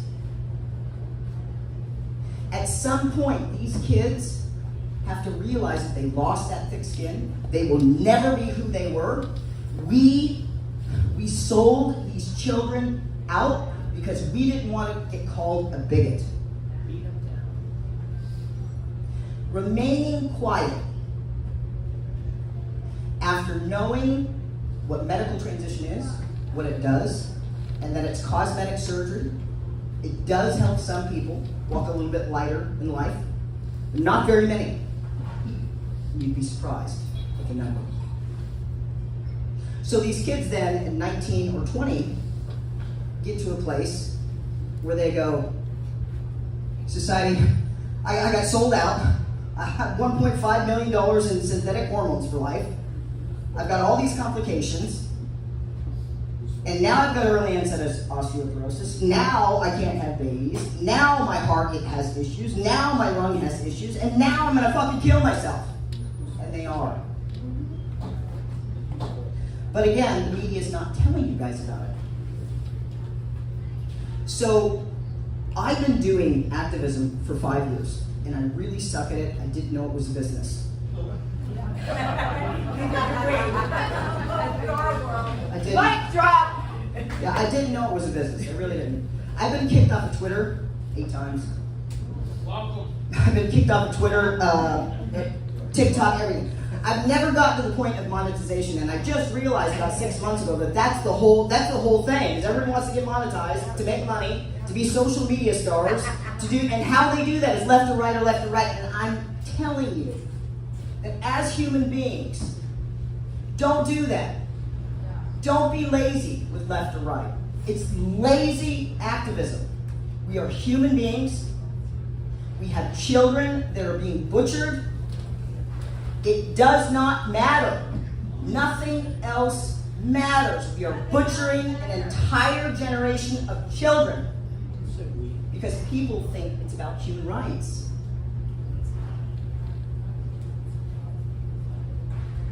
Do you guys get that?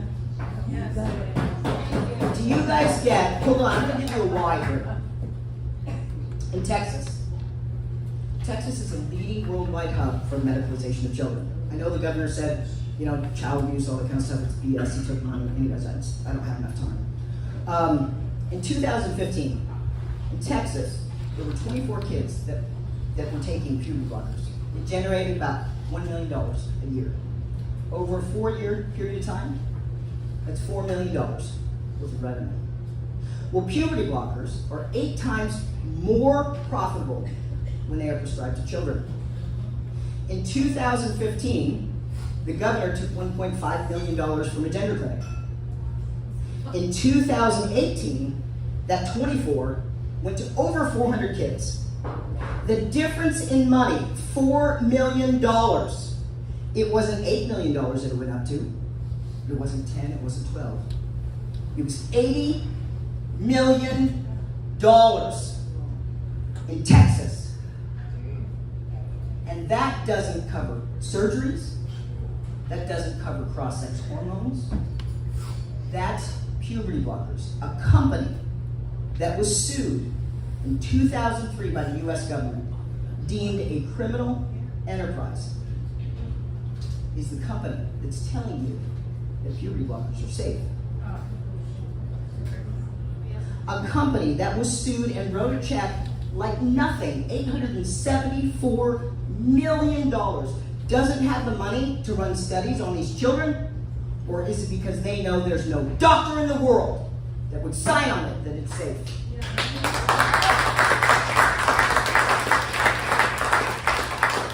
So all I ask is to put everything down until kids are safe. Put everything, nothing else matters. And scream louder, please. Thank you.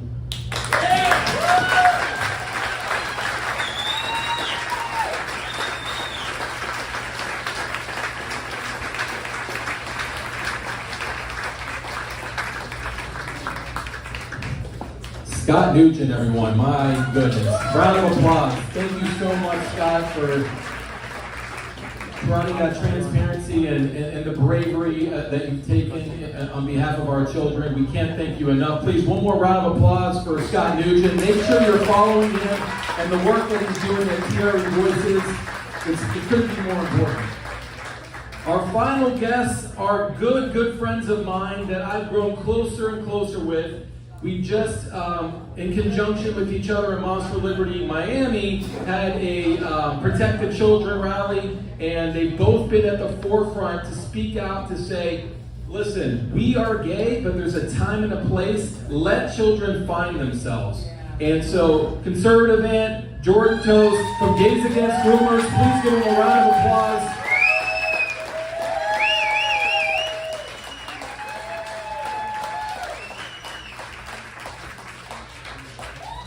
Did we get grass this time around?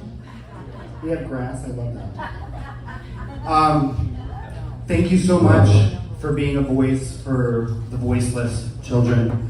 How do you follow that up? But I see what you did here, conservatives. You put the black guy and the gay people last so that all the staff would not think that you're bigots or racist. I get it. This is the joke part of the night, so you guys don't have to be serious anymore. Yeah, this is going to be the comedic relief. We are the gays. The gays, yeah. Against groomers. Yeah. Gays Against Groomers has been so polarized in such a short amount of time throughout not only the United States, by the way, the entire world. We have coalitions in Australia, the UK, Italy, France, all over Europe. So voices like Scott is important because, yeah, please, I want to run a applause. You are a part of us. You're part of everybody. It's important for people to know those stories because it goes beyond politics. We always tell people, Gays Against Groomers is not conservative, it's not liberal. We have many trans men and women, gay, lesbian, the entire alphabet soup. You know, I don't want to leave anybody out. That mafia is rough. I got death threats from them this week. Oh, every day. Every day. Every day. They use the hard F word. Oh, yeah. And only we're allowed to use that, by the way. Yeah. But it's important. Siggy, where's Siggy at? Oh, she walked away. I wanted to give her my love because without Siggy, I wouldn't have. And the ladies of JEXIT, thank you so much for always inviting me here, inviting Gays Against Groomers to come and enjoy all of you beautiful people. And I'm from Lee County, which is on the Gulf side, so I get to join forces with Broward and Miami. Yep, and I'm from Miami, down south. I don't know if you guys saw my video, but I recently went to a school board meeting, and I ran all of the school board members to throat. And that's gay lingo for I told them what's up, right? And they were trying to pass this HB 11 bill, which would designate October LGBT History Month in all of Miami-Dade County public schools, which is ridiculous and makes absolutely no sense. So I thought, I have a responsibility to go and actually give it my perspective, because I don't know if anyone else is going to go with my perspective and say, hey, I am gay and I think this is ridiculous. This is stupid. And just my point here is the effectiveness of doing things like that. Politics really is local, and I proved that day that I went to the school board. Because I'm not a parent, I don't have a child in the system, but I went because I knew that no one else was going to have my perspective. And that day, that bill that could have very well been passed was voted almost unanimously, except for the person who wrote it. Everyone voted against it, and we won.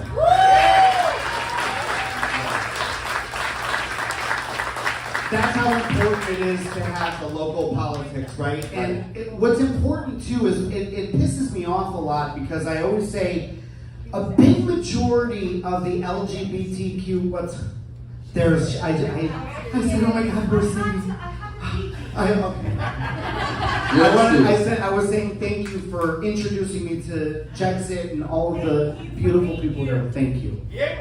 And she's an amazing strong. I love strong women. Oh, I love a strong woman. Men and women. Just not that way. Not in that way. But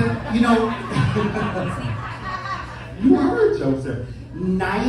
Over 90% of the Gays Against Groomers, we don't have children. So it's important for people to know that there are people in the LGBTQ. How many letters are there now? Plus.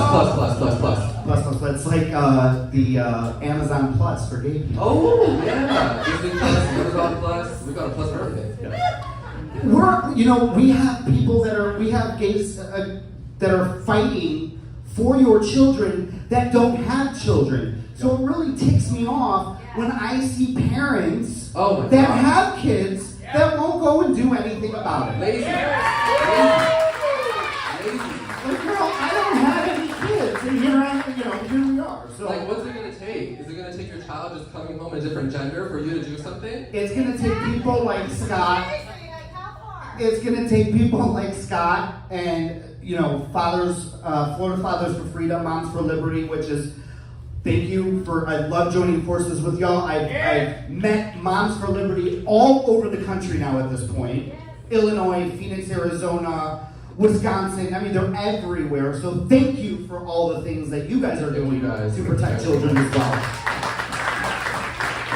And I encourage you guys to actually look at these books, read these books, because there was a young boy, I think he was probably 12 or 13 years old, and the father had him read the book at a school board meeting. I don't know if anyone saw this. What was his name? 11 years old. Extremely uncomfortable. I don't know about you guys, but I'm 38, and if HBO has a sex scene and my parents are in the same room, I'm embarrassed still. So imagine an 11-year-old reading this garbage. It's pornography, and it's disgusting. Terrible.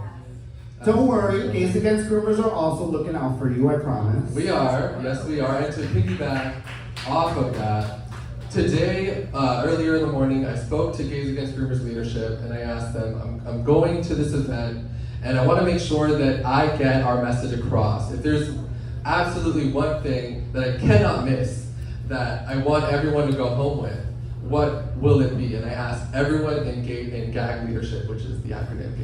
It's called GAG.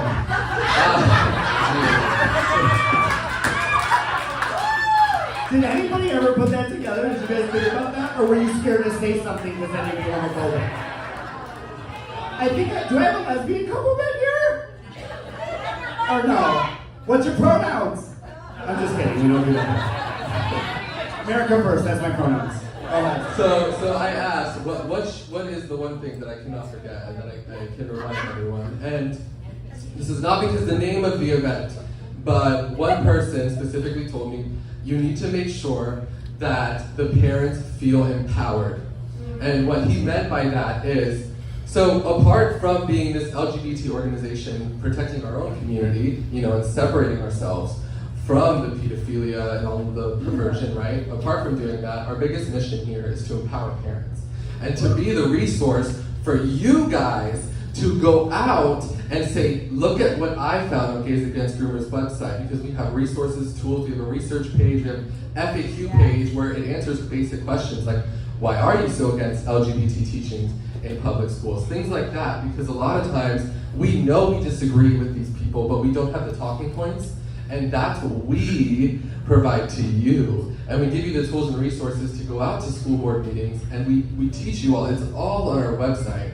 So my job today was to come in and empower you guys and say, hey, we are giving you the knowledge, the tools, and the resources, and reminding you, you are the parent. If your child does not belong to you, who do they belong to?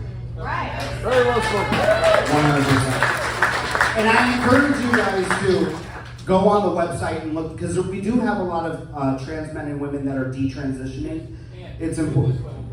Yeah. I don't want to jump off the grass. Ta-da! We do have a lot of men, so if you have teenagers, grandkids, kids that are going through things, Gays Against Groomers does help with that as well. So yes. It's important for people to know that. We also have a therapist that does help with children without all of the gender ideology as part of our organization as well. So if you've ever wanted to look into that, it's all on the website. One more thing that I wanted to mention from my chat today with leadership, GAG, is we kept talking. I know it's funny. I need to remember not to say GAG, because when we're all in the group chats with each other, we say GAG, GAG, GAG all the time. Hey, you're putting a gag on gender ideology. Yeah. That's it. We're putting a gag on gender ideology. Good, I like that. But yeah, one more thing I did want to mention when I was discussing with leadership on what I should say and what I can communicate to you guys. One thing I did realize is, despite the fact that we mostly don't have children, I think the reason why gays, us specifically, and people in the alphabet community are so passionate about protecting children is because we were the children. For the most part, we were the children that were groomed. And we have personal experience. I know I have personal experience. I spoke to, I want to say 6+ people today in our organization that all have personal experience being groomed. So that's why we're so passionate about this. And our stories are all online. If you want to learn more about me, we're all online. All of the resources are there. So you can literally go read up on us and show people. Because when you go out into the world and you say, oh, transitioning is bad for kids, you sound like a bigot. You just sound like a white supremacist, bigot, anti-Semite, da-da-da-da-da-da-da. But if we say it, we destroy the argument completely. And that's why our perception is so important, and our message is so important. Because that's it, they have no argument. It's gone with the wind, fabulous. Okay, Kenya. Real Housewives of Atlanta. Yes. Kenya Moore. Yeah, Kenya Moore. But my favorite is Siggy. Strong woman. You guys know who Siggy is? Yeah. Another very strong woman. And so I want to touch on one more thing, and I know that we're probably over time today, but besides books and what's going on in schools, you guys really need to pay attention to what's going on your social media stars, quote unquote. I want to name 2 specific. Jeffrey Marsh is a grown-ass man that is on social media right now saying, I want to talk to the kids. That's his voice. He is the epitome of grooming, okay? What he's done is he's created a Patreon account so your kids and your grandkids can go onto his Patreon account and he can chat with them off of TikTok and Instagram and talk to them about sex. Your kids. There's somebody else who Hollywood is elevating like you wouldn't believe. She was just on the Drew Barrymore show, Dylan Mulvaney. Yeah, on her knees, yeah, praying to Drew Barrymore. This is going on right in front of your eyes. They are grooming your children through television, through TikTok, through Instagram, through all that. So not only books, not only schools, but you also need to pay attention to what's going on their tablets, on their cell phones. Block, block, block. Please block these people. Jeffrey Marsh and Dylan Mulvaney, that's the two. That I can just off the top of my head. Also, doing the Lord's work, I want to say hi to the levies. Hi. Hey, girl! Also an amazing voice. Love you guys so much. Everybody has different levels of what they do to reach the big man upstairs, and music is definitely changing the minds of children. And through the most amazing people. Love them so much. So, thank you again for having us, Gays Against Groomers. Thank you for always inviting me here. I try to kind of be a little bit lighter, but you know, we had some amazing stories today that really got here. Scott, I love you. I just started following you today. I love your story. Anything? Do you have anything else? No, if you guys want to support Gays Against Groomers, please visit our website. Again, we have all of those resources on there. If you ever wondered, like, you know, just to have talking points on you. If you're ever in a debate with someone that might disagree with you and you want some extra talking points, there's so much information on there. So please visit our site. Thank you so much for coming. This is amazing. Thank you. Oh my God, I forgot to talk about Crystal, but I'm so sorry. Hi, this is like the Alex Stein of South Florida. How are you? Hi, he's calling everybody out. Nice guys. Yeah. Can I do it now? Yeah, well, I usually call Joey, but he's probably sleeping right now, although Raggedy Ann did tell us today, or yesterday, that he is a night owl. I can't believe that. Joe Biden's a night owl. Have you ever? So usually I try to call him and wake him up and remind him to take his pills. Fish oils for the joints. But, you know, he didn't answer to me, unfortunately. Joe? No, I got nothing. Not even a voicemail. Joe Biden is probably setting up his pills and she's deciding what kind of drapes she's going to wear tomorrow. Because, God, she just had one gay friend to tell her that she looks like a table. She has no. I mean, this is the administration that invited Dylan Mulvaney, the trans social media influencer, to come to the White House, and still she looks like shit. Oh my God! Melania, beautiful. Beautiful, yeah. Where's she? She's screaming from the bar. Oh, hi. Minecraft. I don't know who picks these outfits out for her. I really don't. Well, it's not you. Look at that's nice. So thank you guys so much for coming out. Follow me, Conservative and follow Gays Against Groomers. Your social media. Jordan L. Toste on Instagram. L. It's the middle initial. Thanks, guys.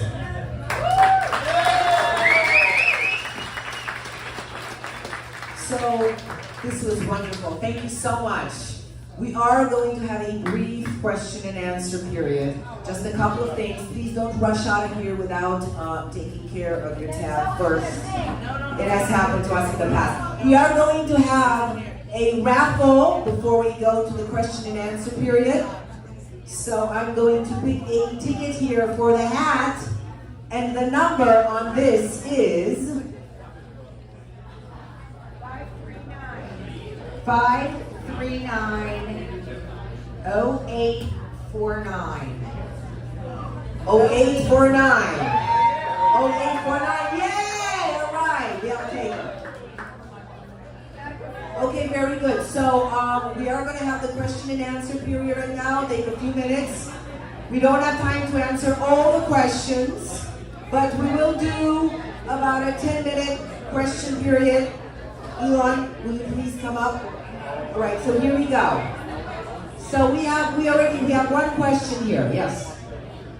Here's the question. Who's your mother? That's the answer. Bye-bye.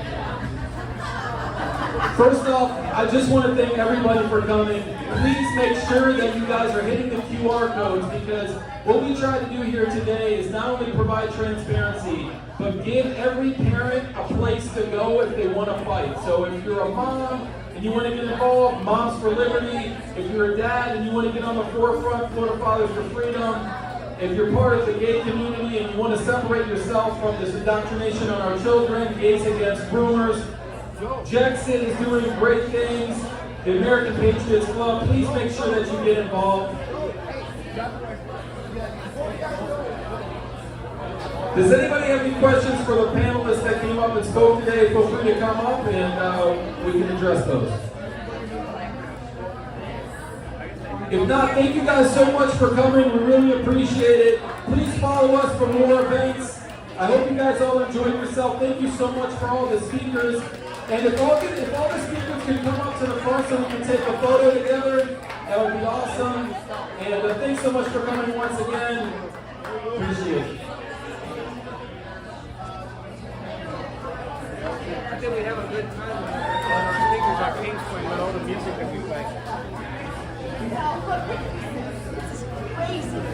I'm really sad that Mrs. Award didn't come out, because that is my theme song.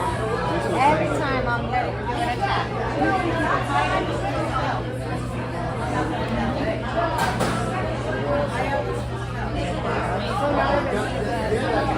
I'm more of a school board mom.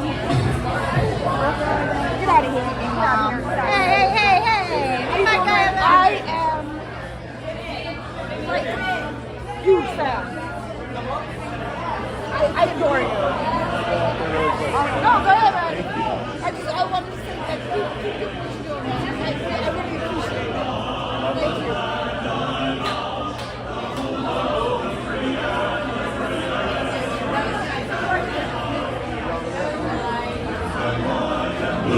When there's never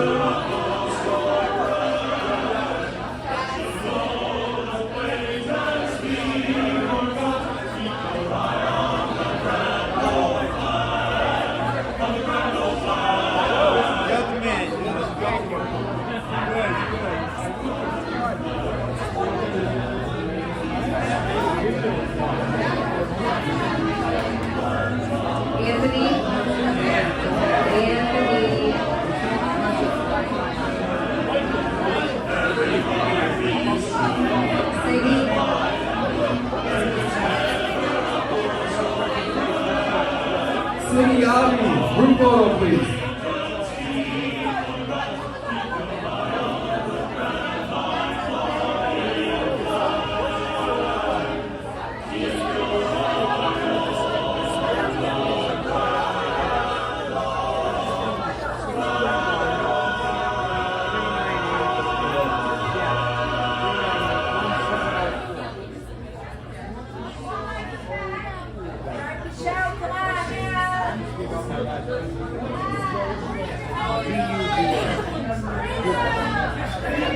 Let's do